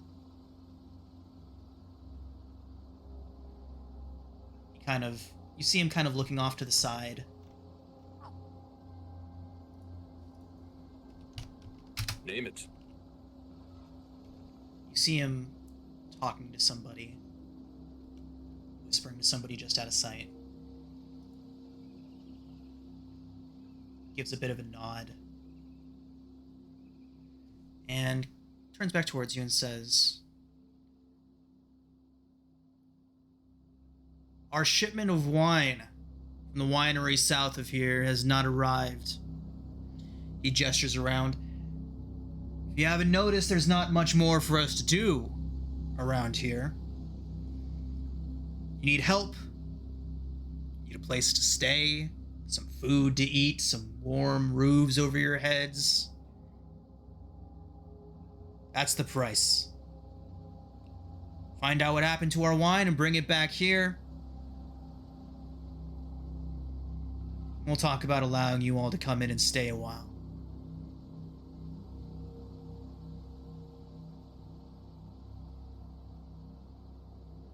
To the south, you say? Aye. Oh, That for road you southern- came up on, you're gonna follow it eastward. About Go a mile for and a it. half. Okay. Head south from there. Follow that trail, another 2 miles or so, till you reach the winery. Can't miss it.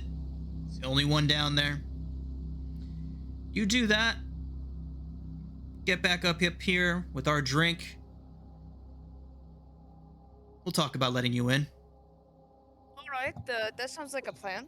Yep. Sounds like a fair trade. It's like we don't have a choice.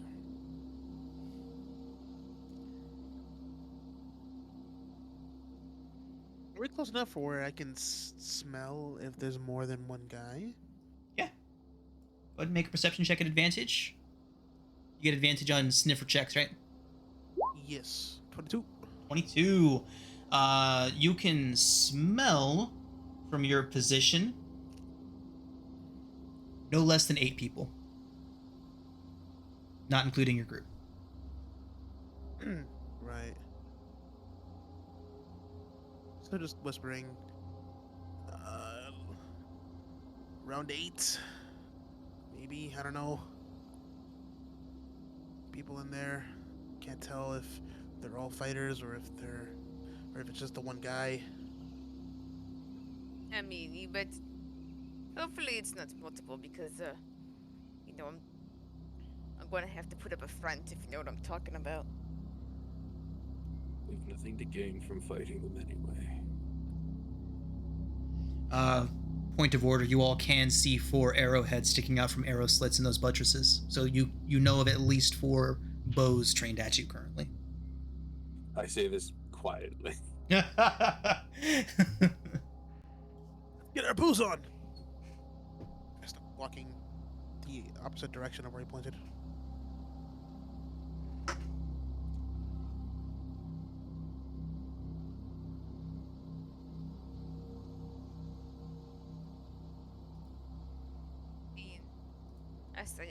I'm going to whisper this to the group.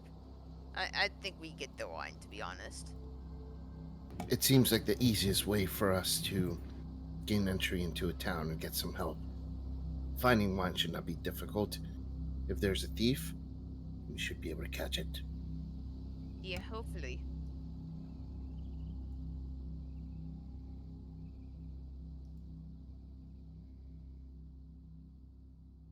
Let's not walk down the road again. Okay. As you all begin to turn to walk away, the tips of the arrows coming from the arrow slits retreat back into the darkness. The guy is still standing there with his arms crossed watching you. He'll stay on there until you're out of sight.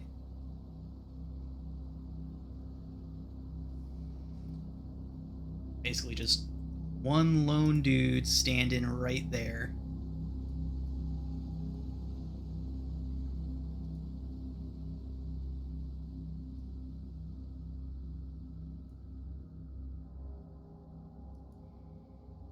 All right, we head down the path in the direction he pointed us to. It was a mile and a half back the way we came, right? East. Oh, further east. Never mind. East and then south is what he said.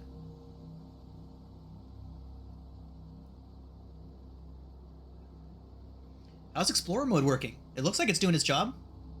Oh, yeah. It's Seems working. okay. Yeah, seems like it's working good. It is officially working for longer than I've ever had it work before, so. I mean, that's a Yeah. plus. He said every square was a quarter of a mile. Correct. I need one more d20 as you all travel. All right, Who hasn't I'll go. rolled one? I don't think Bolivar's rolled an encounter 20 yet. Boulevard. 12. 12. Okay. So, you all travel eastward until you begin to hear the sound of water become far clearer, far more obvious, far closer. And make it to right about there. You see a weather-worn signpost next to the road, next to this bridge. There are 3 arms of the sign of the sign pointing along 3 branches of the road ahead of you. The arm pointing north reads Krezg, and through the woods you can see an arching stone bridge spanning across the river. The arm points east across that river, saying Valakai. And then the road slopes up gradually to the south with another sign pointing southwest that says The Wizard of Wines.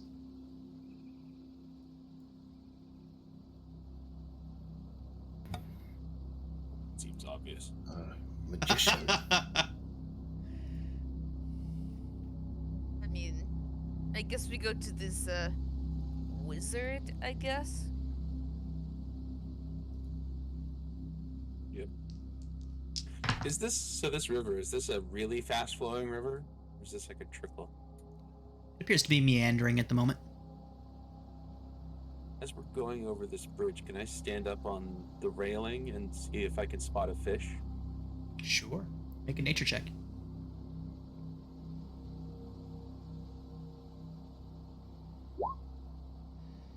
Ronus, there's a small river trout swimming against the stream right behind a little rock. I'd like to level my crossbow. Make an attack roll.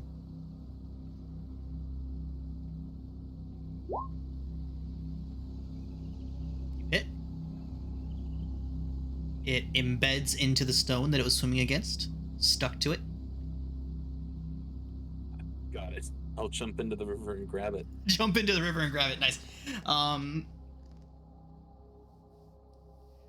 Veronis, do you have any resistance to cold? No. Okay. It's quite the shock when you hit the water, Veronis. That water is flowing directly down from the snow of a mountain nearby and is very cold. It was a mistake. You've got the fish, though.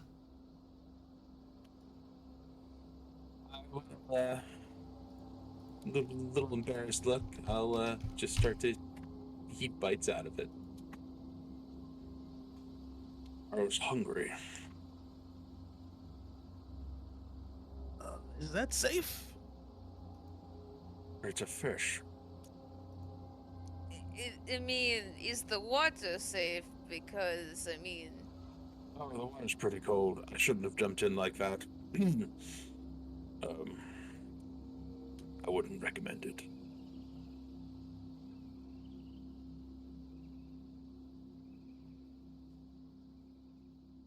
You know what? I'm not gonna question it. I had a thought and I was like, you know what? Nah.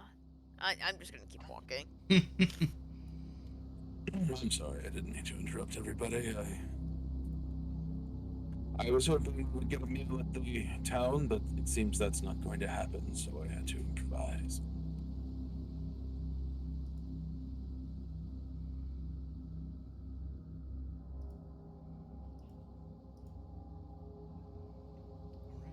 Well, you don't all have to stare at me. Let's get going. You're eating an uncooked fish, man. It's meat. Ez would say that Why? it's quite normal on some planes. She looks concerned, though.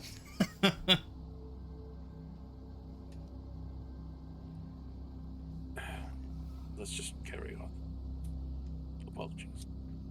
Alright, so as you all cross the bridge, could somebody roll a d12 and then somebody else roll a d8? I'll roll the d12. I'll roll the 8. Oh no! Oh no. Nice. Wait. Is that Strahd? Is it Strahd?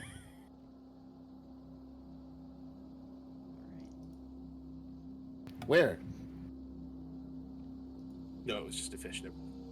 Right, so as you walk across the bridge, on the far side, as soon as you get across, on the opposite side, against the I want to say pillar, but this thing, the stone on one side of it, leaning against that on the far side is a sack. About maybe like the size of a small backpack, leaning up against that post. Looking around, there's no one around, no one nearby. Doesn't appear to be any signs of struggle.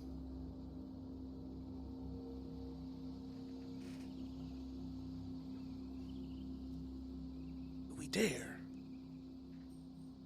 Do we dare poke at the thing?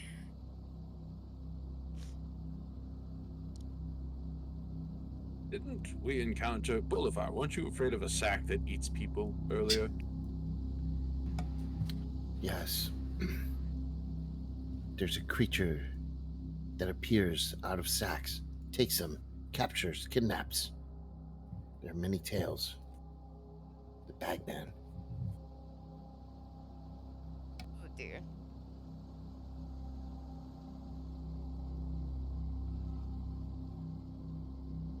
I mean, it's not ours at any rate. You don't have to.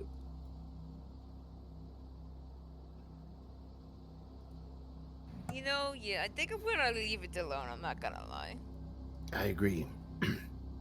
Unless Esmeralda wants to grab it, but Ez gives you a look, levels her crossbow at it and shoots it. Looks okay, and then walks up to it, picks it up, takes her crossbow bolt out of it, takes a look inside and pulls out a shirt, looks back inside and pulls out a pair of pants. She looks towards you all confused, like, the fuck? gross. I've heard of these dwellers. They live under the bridge. These must be sold clothing. They usually do that. They put it in a bag. She drops What? it. What? What Someone the must be hell? living under this bridge. It What? would. I Down in- you- In Waterdeep, you find them all over the place. They're transients. You know, I really don't want to visit the Forgotten Realms, so these are the kind of stories you talk about, Boulevard. I don't feel like that's true. Ez is like wiping her hands on her pants. You did say soiled, work. right, Boulevard? Yeah, Okay, yeah. they work all day panhandling for coin, and then at night they go back under the bridge and live under there. Sometimes they're not able to go anywhere, even though they live near the river. And well, it's accidents that happen. You know I was just under there, right? Ate from there. Yeah, I ate a I'm bit. still on it. I'm still on that. Yeah. Ez is like, okay, I'm not gonna be exploring any more random bags for you all. She goes down to the river and washes her hands in it, Good job. and then looks up, and then comes back up. Damn it! I'm just gonna start walking off, and like, I had enough.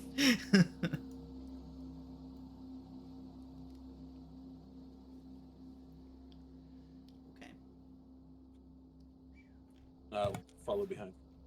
Yeah, let's I'm gonna move tr- on. I'm gonna try and, like get a good, whiff of the scent on the bag. See if I can, memorize it. If it comes up again. Yeah. Make a perception check at advantage. Oof. Okay.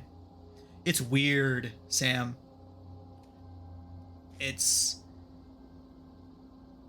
you get a lot of different conflicting signals from the smell.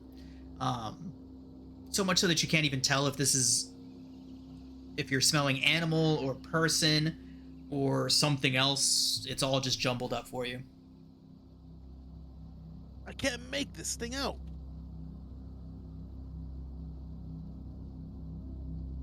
You keeping this? No, let's leave it. Yeah, Ez What's just the slowly point? shakes her head.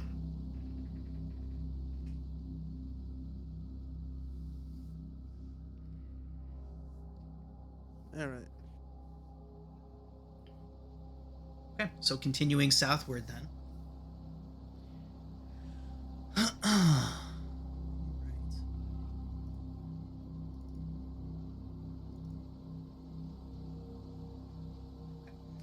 right, we have to move the thing.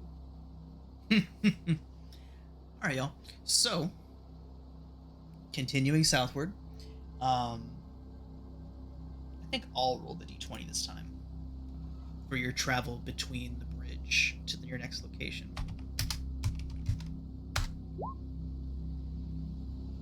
Okay. You all do get the pretty persistent sense that you're being watched. If you were to look around, you wouldn't see any humanoid figures around. Every now and then there might be a rustle in the trees nearby, or the snap of a branch of something out of sight.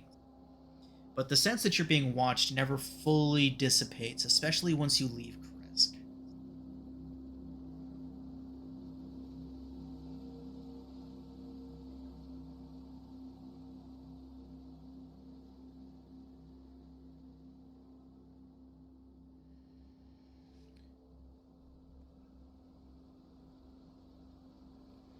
So, yeah, you all begin to see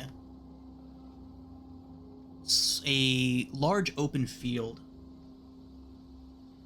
Very easy, very difficult to miss in the sprawling forest that you've been seeing so far. And as things begin to thin out and you begin to see things through the woods, the road becomes a muddy trail that meanders out of the woods, descending gradually until the trees part, revealing a mist-shrouded meadow. Low fog. The trail splits here. One branch heads west into this meadow, into this valley, and the other leads south, back into the deepness of the woods. There's a wooden signpost at the intersection that points west and reads Vineyard.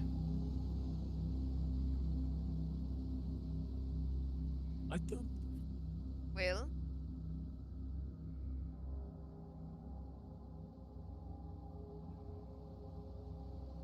Does it look tempered? Did they pull the old Scooby-Doo trick where they make the sign look the other way? The old Scooby Doo. Ye old Scooby-Doo. Scooby Dooby Doka. Now I have the Scooby Doo thing in my head. So, as you all make your way further into the vineyard, a light drizzle begins to fall. There's an unpainted fence that kind of blindly follows this trail around and then skirts north of a sprawling vineyard that you're passing by, before bending south towards a stately-looking building. Fog takes on ghostly forms as it swirls between the neatly tended rows of grapevines, and here and there you see rope-handled half-barrels used for hauling grapes lying around. North of the trail, you see a large stand of trees. The shrubs along the base of that tree line shift and shudder, and then seem to crawl forward. Crossbow. The shrubs continue to creep along the ground until they begin to rise, seeming to stand up, forming vaguely humanoid shapes.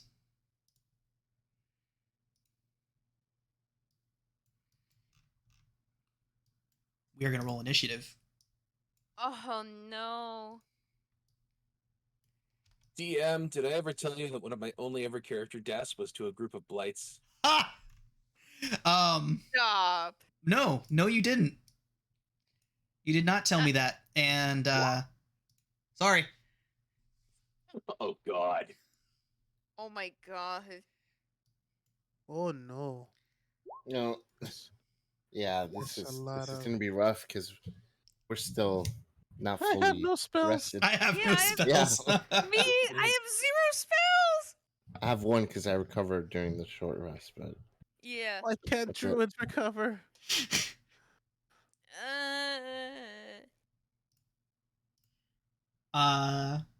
Fight music.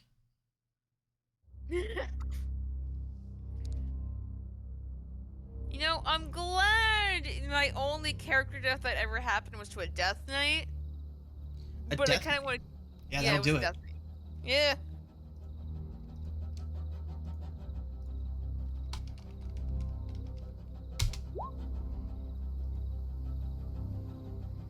Okay, everybody is in the initiative.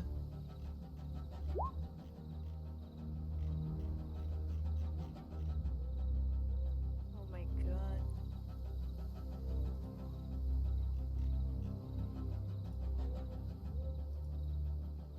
Oh no, we lost our marker. 1 second. Fix it. There we go. Okay, Aurelia, you are first. What am I gonna be first? No spells. I am just gonna vicious mockery this one since it's the closest one to me. I'm just gonna be like, you are the ugliest plant human I have ever seen. Is there an intelligence requisite for vicious mockery? No, doesn't look like it. Okay. Wisdom save results. It does horrendously fail. Alright, it'll have disadvantage on its next attack on me, and I'm gonna take a few steps back for myself, and that'll be my turn. And a whole psychic damage. Okay. Here they come. These figures begin to lurch out of the tree line, seeming to pull themselves out of trees, out of bushes as they approach.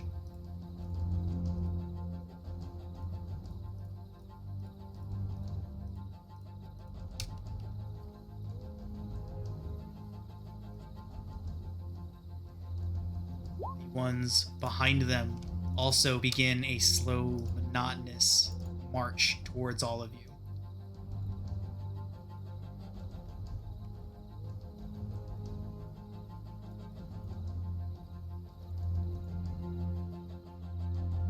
All right.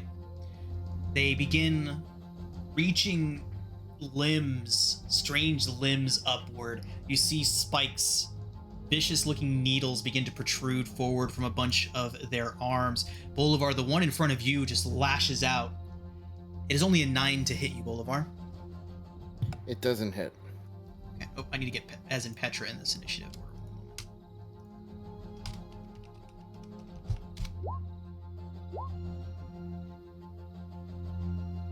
Okay, so we'll go ahead and put Ez at 16. Okay. All right. And Sam, one of the branch-like figures covered in spines, lifts up its arms, and needles shoot from it, arcing towards you. It's a 14 to hit. That'll miss. Okay. One of them shoots towards Petra with a 16 to hit. She will shield. No, she won't.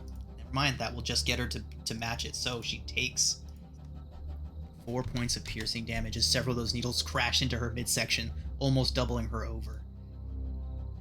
Aurelia, a 7 to hit is going to miss. The last two leveling needles at Ez with a 12 and a 19 for 5 points of piercing. Ez is going to fire back.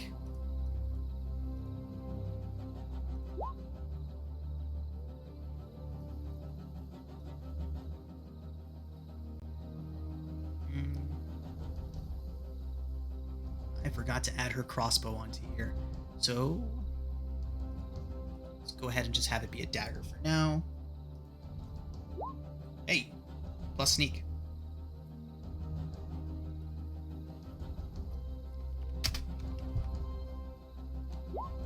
As kicks the shit out of one of the blights. Brings us to Varanus.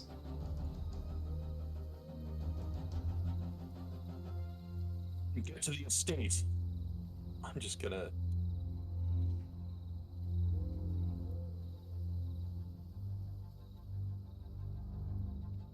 I am gonna take a parting shot at that. Okay.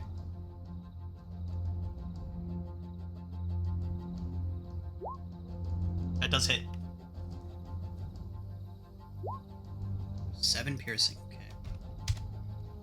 Large chunks of its mass get dragged away with your crossbow bolt. It is certainly a solid hit, but it is still coming. Brings us to Sam. Bonus action, Bear Spirit.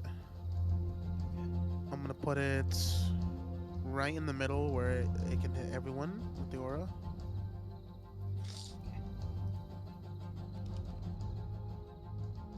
Actually,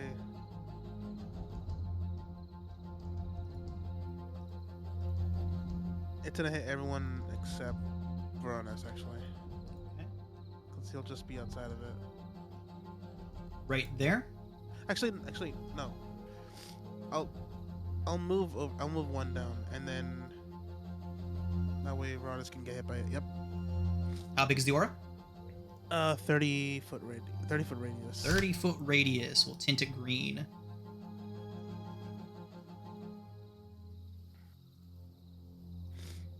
So everyone gets 8 temporary hit points, Ooh.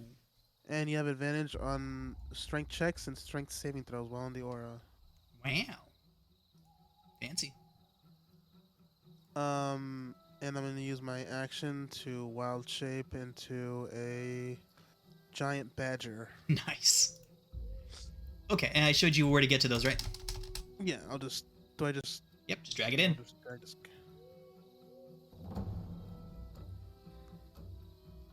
I'm gonna Then I'll drop just your put- token. Did I give you vision on all these? I don't remember. Let me check.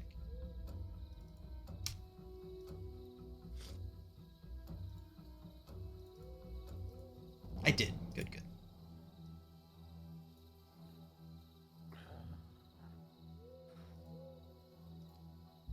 All right. Where was I standing? I was standing like here, right? Yes. Okay. And then let me get the sheet open for this thing.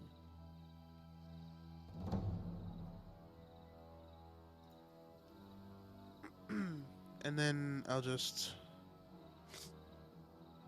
move up in front of Petra. Okay. And I'll end my turn there because I can't attack, unfortunately. Speaking of Petra, she had a 20 in initiative, so she's just going to throw a Ray of Frost out real quick at one of the Needle Blights. Okay. Also, do I apply the natural armor AC to this?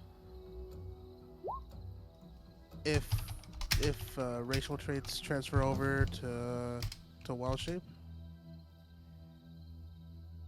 Mm.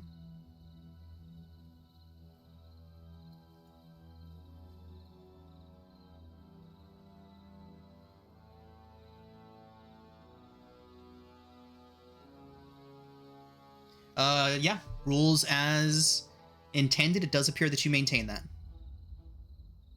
Nice. Okay, so I'll just change my AC right now, just temporarily.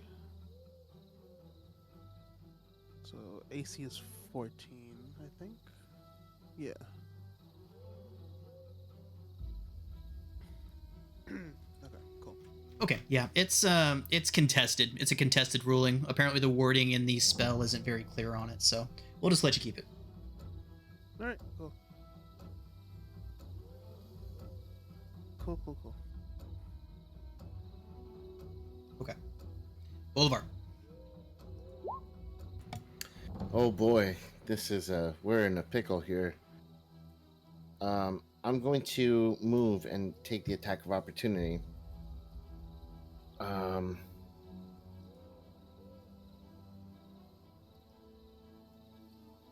So it can try and attack me.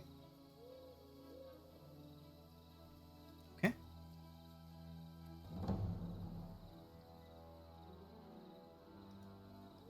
And then while here, I will... Claw attack result is only an 8. Okay, it misses. I will cast Minor Illusion of a cowering individual right behind the spirit here. Okay. That way they can't tell if it just appeared. Although they might be dumb. I don't know. Realized I was a little stingy on how much space I allowed on this map, especially considering the size of this encounter. So there you go. All right. So yeah, Minor Illusion, and then that's my turn. Okay. So you cast Minor Illusion of a cowering person right behind which one? Behind the spirit totem. Behind the spirit totem. Got it. Yeah.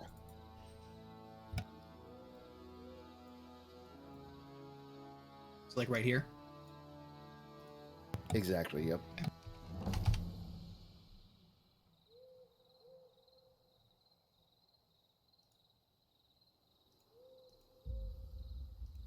Okay, that is going to bring us to the top of the initiative into Aurelia. Okay, I am gonna first do a bonus action to give Bardic Inspiration to Esmeralda. Okay. And then I am gonna ready an action myself to rapier the first blight that comes within 5 feet of me. Okay, fantastic. So that's gonna be my turn. Okay, that does in fact bring us to those little twiggy blights.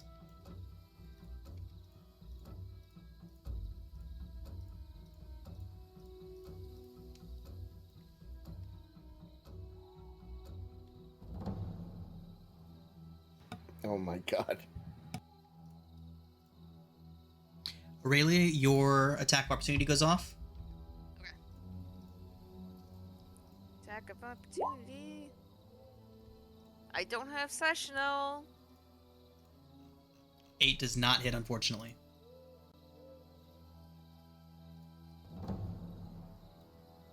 Alright, here come a bunch of attacks. This one's coming for Ez. 8 misses. Aurelia, 14? That hits. Okay, it is 2 piercing.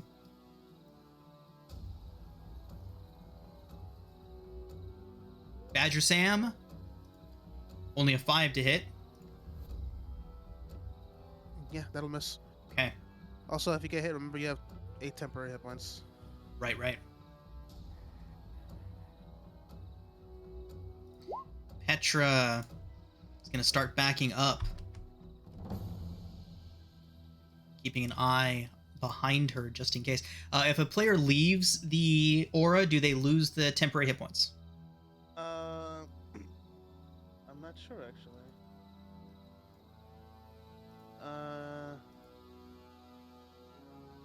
They have to be in the aura. Okay, so she'll stay just on the outside of the aura. And she misses with her Ray of Frost. Oh no, I'm sorry. Each creature in the aura, when the spirit appears, gains a temporary hit points. They only get the strength check and strength saving throw bonus when they're in it. Okay. Okay. This is one of those things where CR lied. This looks a lot more stressful than the CR makes it seem. All right. So, Needle Blights are up next.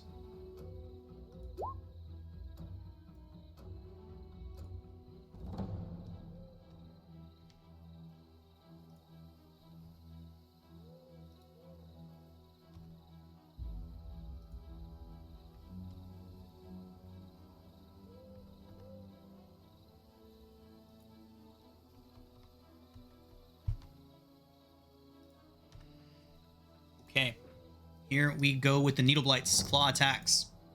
Against Ez, it is a 16 to hit for 5 piercing.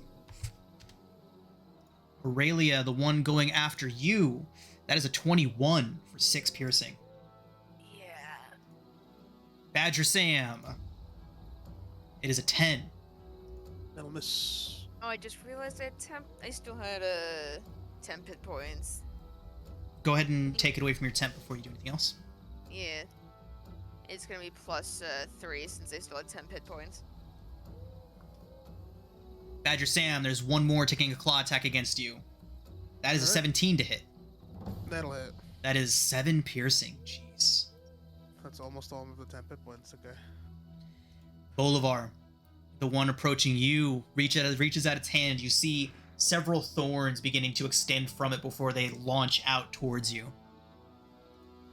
It's only a 6 to hit. Does not hit. Right. Esmeralda is going to do her multi-attack flurry. And that is rapier and short sword. So, at the injured one to her left first with her rapier. Gets a 6 and misses. Swings back with her short sword. That is another crit. Unfortunately, this does not have nearly enough HP for that to be super efficient, but it is dead. She is then...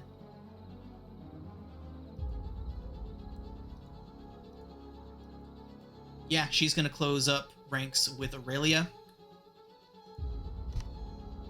And is cunning action... Is dodge included in cunning action? No. Okay. Dash, disengage, or hide. Okay. All right.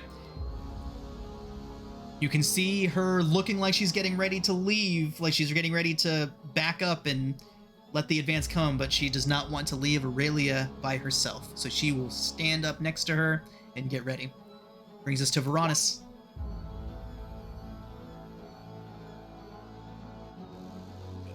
We need to get out of here.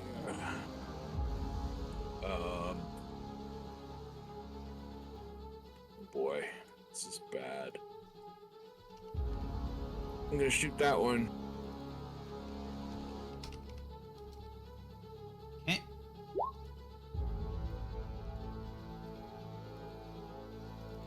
Uh, 11, I don't think hits. Nope, 11 does not hit.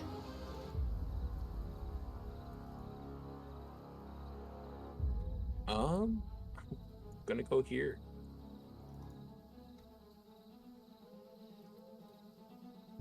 Okay.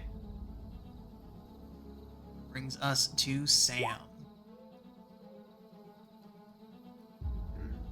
All right. Let's see. I think I'll take my first attack on the one to my left.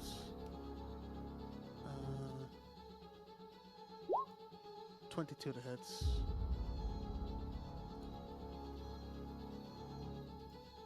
$22 hits. It's 1d6 plus 2 plus 1. All right. 5 piercing on that one. 4 does take him down. And then the one to my bottom right. We go for a claw attack. 20 to hit. That's a hit. 2, 4.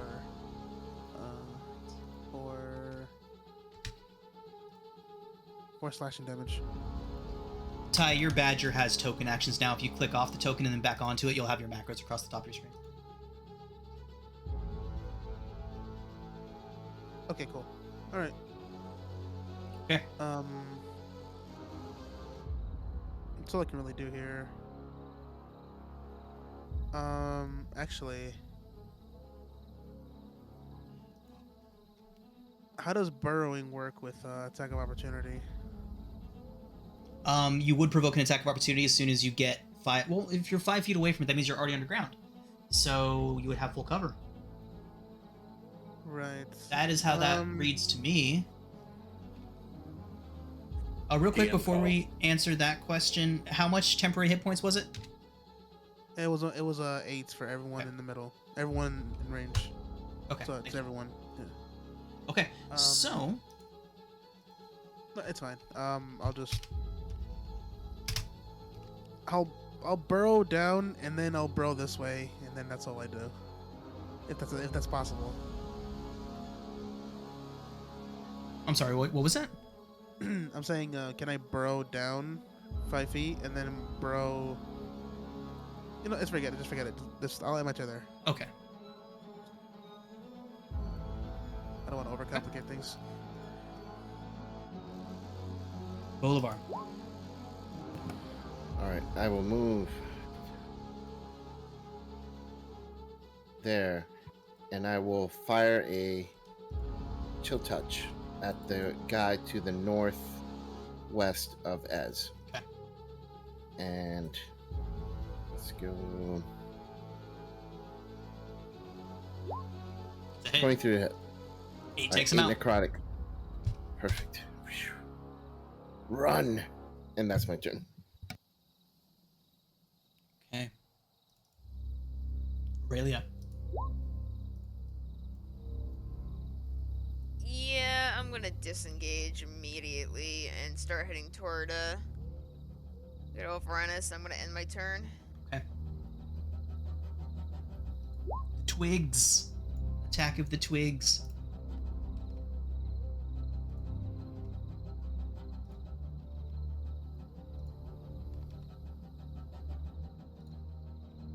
Is your bear spirit corporeal or incorporeal? Can things bump into it or can they pass through it?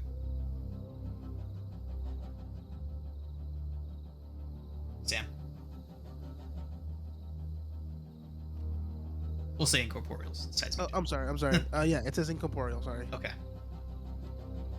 All right. All three of them surround the minor illusion of the whimpering man laying in the corner and try to attack it and fail horribly. That brings us to the remaining ones.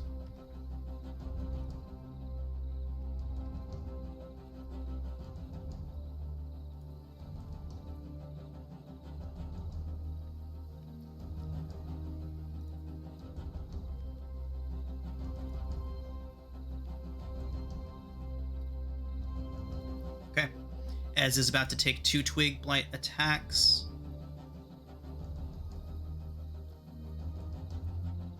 5 and a 10. Both are going to miss. Those 3 attacked the minor illusion. How long does the minor illusion last? Bolivar?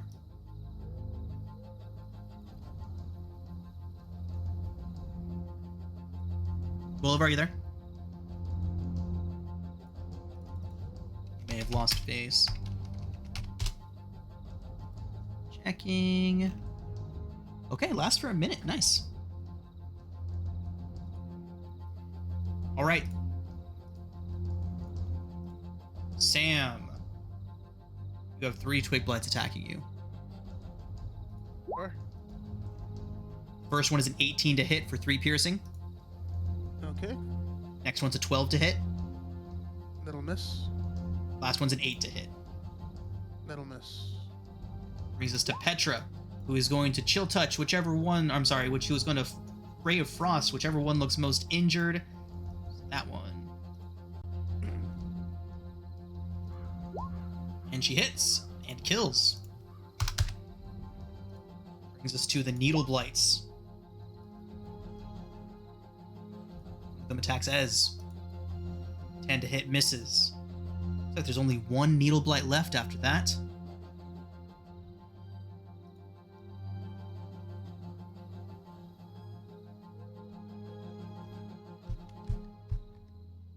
Closes up with Petra. And Petra will go ahead and take that for piercing. Brings us to Ez. Once again, Rapier, the Twig Blight.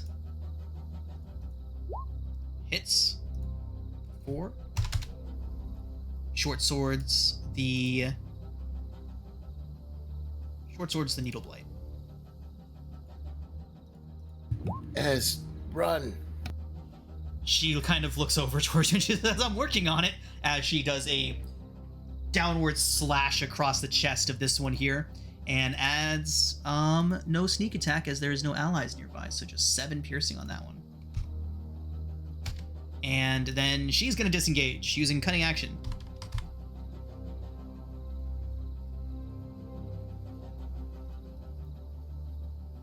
Ronus.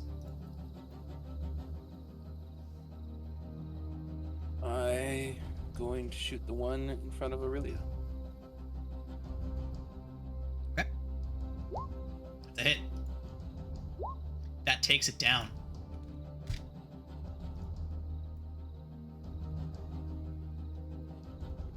And I guess I'm gonna stay where I am right now. Sam. Well, I guess I will go for the multi-attack again.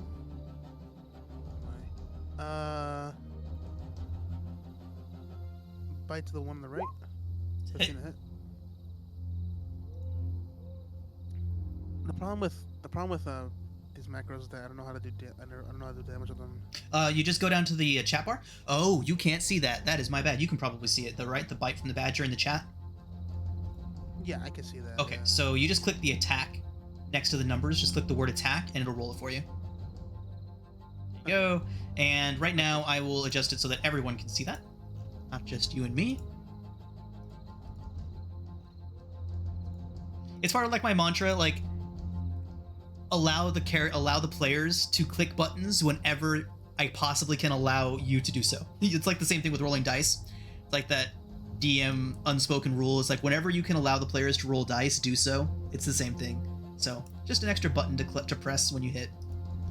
5 though tears that needle blight or that twig blight to shreds. And I'll go for a claw attack on the top right one. 10 does not hit, unfortunately.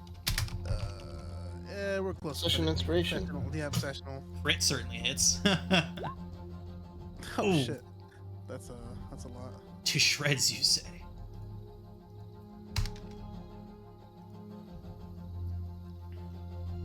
I'm gonna burrow. Okay. I need five movement to go down, and then I can start burrowing in a certain direction. Yeah. Okay, so I'll start heading this way. I'll end my turn there. Oh, there was a needle blight under you. Nice. Oh, was there? Yeah, apparently. Oh wow. It's okay. No big deal. All right. Anything else from Sam? That's it. That's it. Bolivar. Tactical retreat. We'll cover your retreat. Run.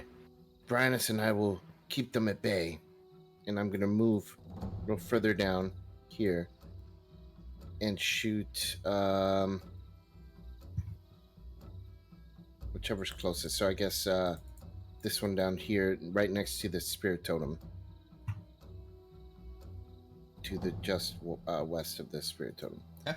And will you still touch 18 a hit? 18 hits and 7 takes it down. Nice. And that's my turn. Okay. Come on. Aurelia. Oh shit, I didn't even see the one next to Petra. Damn it. Oh well. I will do Oh. vicious mockery against the one next to Petra and be like, "You ugly plant man, don't attack her." I don't know why I'm rolling ones on my vicious mockeries. That'll be real. It fails horrendously. For a nice 1 damage and disadvantage on its next attack. All right. And I'll end my turn. Brings us to the twigs. Yeah, they saw Sam burrow into the ground, so I feel like with their big ol' heaping 4 int, they're just gonna start digging in the spot that Sam disappeared in unsuccessfully.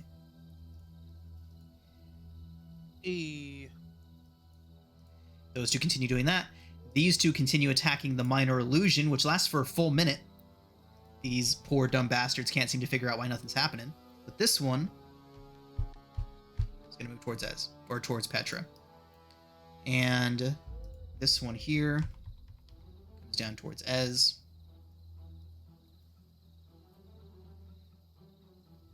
Okay, those dudes are still attacking that. Okay. 21 to hit as for 5 piercing. Finishes off her temp hit points and does an additional 4 to her. I think that's the only one that's actually in attack range right now.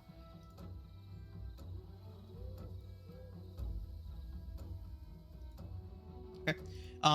Bolivar, for minor illusion, if something interacts with it, does it go away or does it stay there? It stays there, but it's pretty easy to discern that it's an illusion because it doesn't move. With a 4 intelligence, I don't think it's that easy. It doesn't like move or anything, so it's like super simple to. Okay. I will then allow them intelligence saves to see if they can figure out if this thing's real or not. Okay, cool. 7 for the first one. A 9, I feel like, is high enough to figure out that it's fake. So Fair enough. It's pretty easy to figure it out. hits for 2 piercing. Brings us to Petra, who shocking grasps the one right in front of her. Ugh, misses horribly.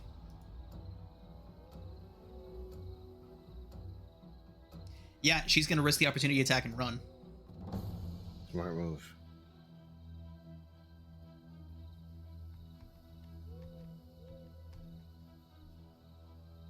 She's trying to get to her friends and does not get hit. It's 2 needle blights. There are, in fact, a couple left. And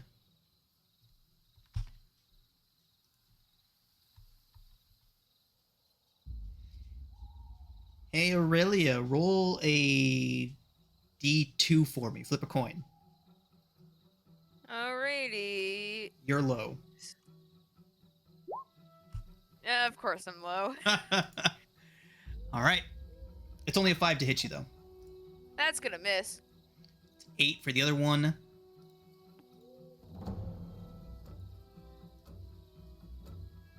Two misses. All right. Ez continues to slash about with her rapier.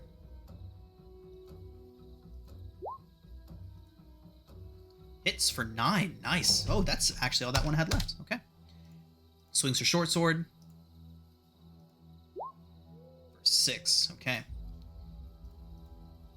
At least they go down easy. Veronis. Okay.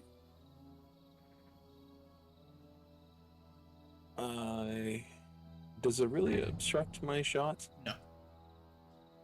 I'll shoot the one in front of her.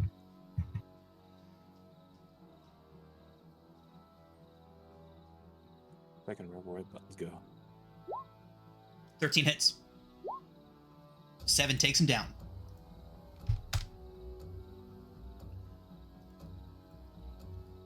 Run, Brandis. Tactical retreat. Not before everyone else is out. Exactly. Tactical retreat. Shoot them and move. We'll trade. You dash 1 round. I shoot 1 round. I'll dash next round. You shoot while everyone just dashes. Sam is still in the middle of it. Oh, Sam. Oh, that's right. You guys can't see me, actually. Oh, shoot. I'm currently underground. Underground and surrounded. Darn. Okay, we're gonna have to go in and get him.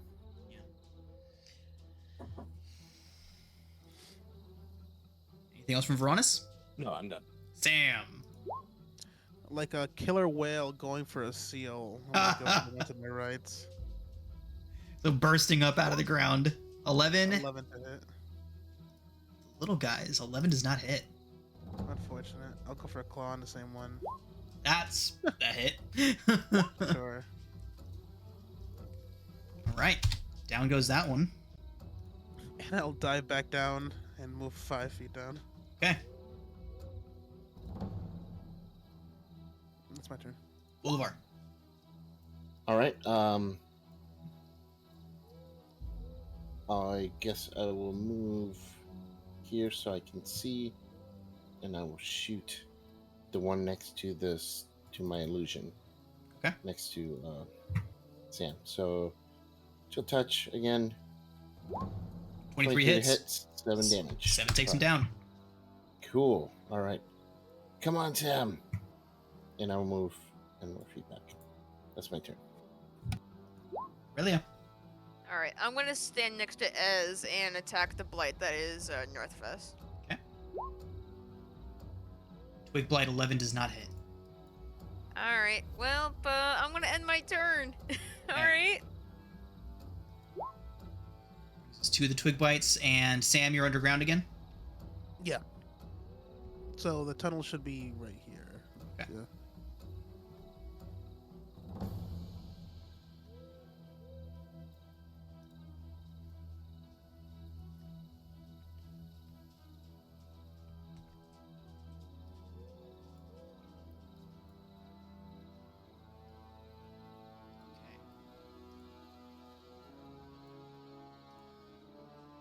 Right. Here they come.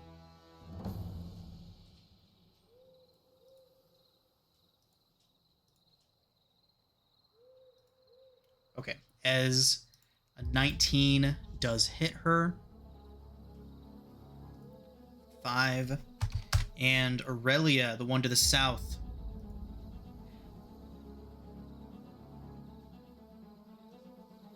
Aurelia, that is a crit. But you all see Petra raise her hand and cast Silvery Barbs. Oh.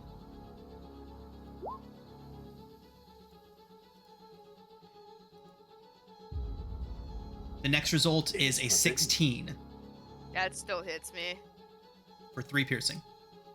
All right.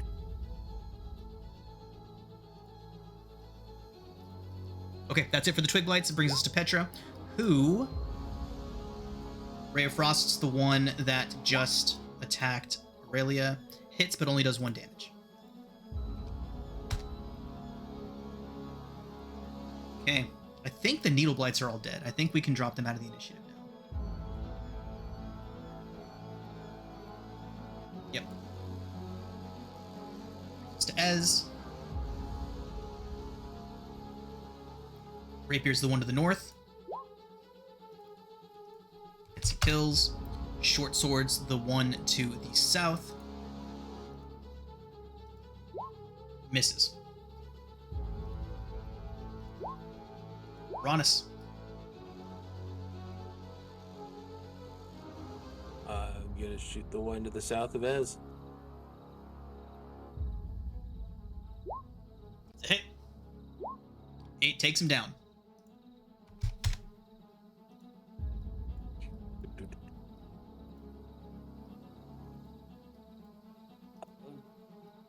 Right. Just move there and be done. Sam.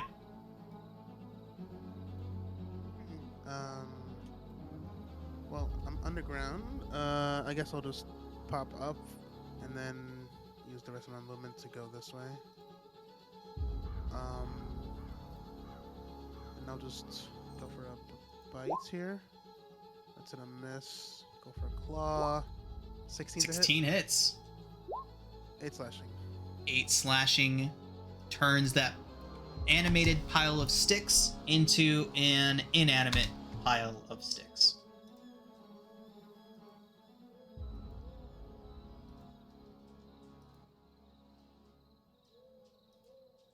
Wow. Oof. Wow. You're alive. All right. As you're all taking stock of the situation around you, brushing yourselves off, starting to patch up your wounds, dispelling the magical effects that are laden in this area, you see a man wearing a dark cloak and cowl step out from the edge of the tree line, look around towards all of you, see another figure join them from behind, and another, until there are 6 people standing on that tree line. The one in the lead Go.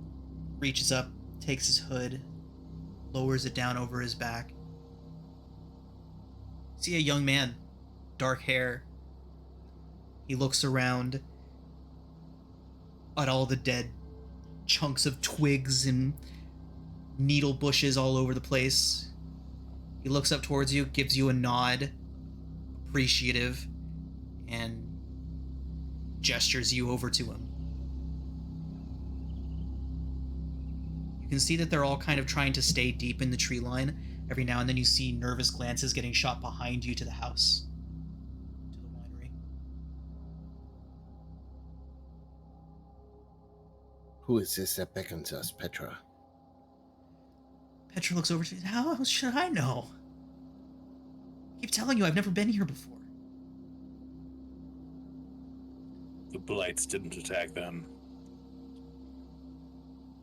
Ez would lean forward and say, you know, if they wanted to do us harm, they could have very easily done it while we were being attacked.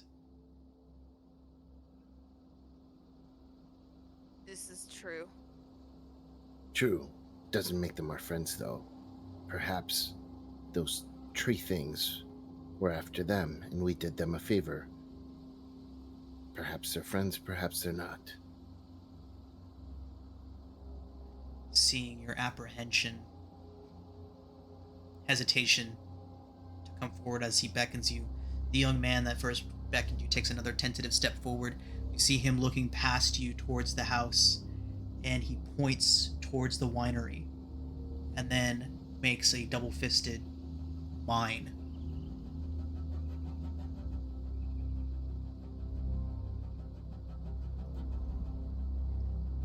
Kind of bringing his two hands towards his chest in a gesture of possession. What do you want, friend? As soon as you raise your voice, he immediately, like, you see all six of them just, like, duck and immediately start making the calm the fuck down gestures, like, if they would be, like, holding fingers to their mouths and everything. You can see that you've thoroughly startled them, and they take, like, most of them head back into the tree line, out of sight, hiding behind trees and whatnot. The one in the lead looks towards you and does, like, the knock that off gesture and gestures you towards him. Wants us to be quiet. I guess. I don't know. Seems that way. Oh, wait, I'm a badger. Oh, fuck, wait, hold on. All you guys will see is just a badger, you know, arms crossed with the red glasses. All right, I'll move towards the six beings.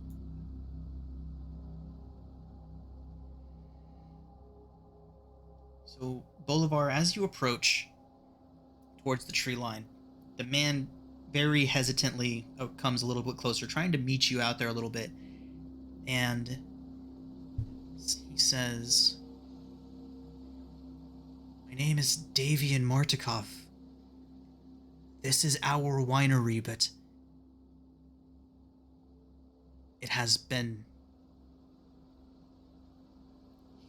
He pauses for a moment to look for the right word.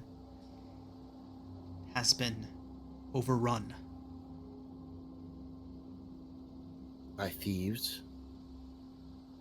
We're actually here to help. He shakes his head. Not thieves. Forest wizards. Forest wizards. Martikov, are you the one known as the Wine Wizard? That's my father. He runs the tavern in Valakai. I just oversee the winery here. Was he not powerful enough to hold back the other wizards? Says, I say the word wizards, this is not the right word. They are servants of the land, and he is the land. And we're gonna go ahead and call it a session right there, everyone. Oh my Okay. Hooray, we didn't die.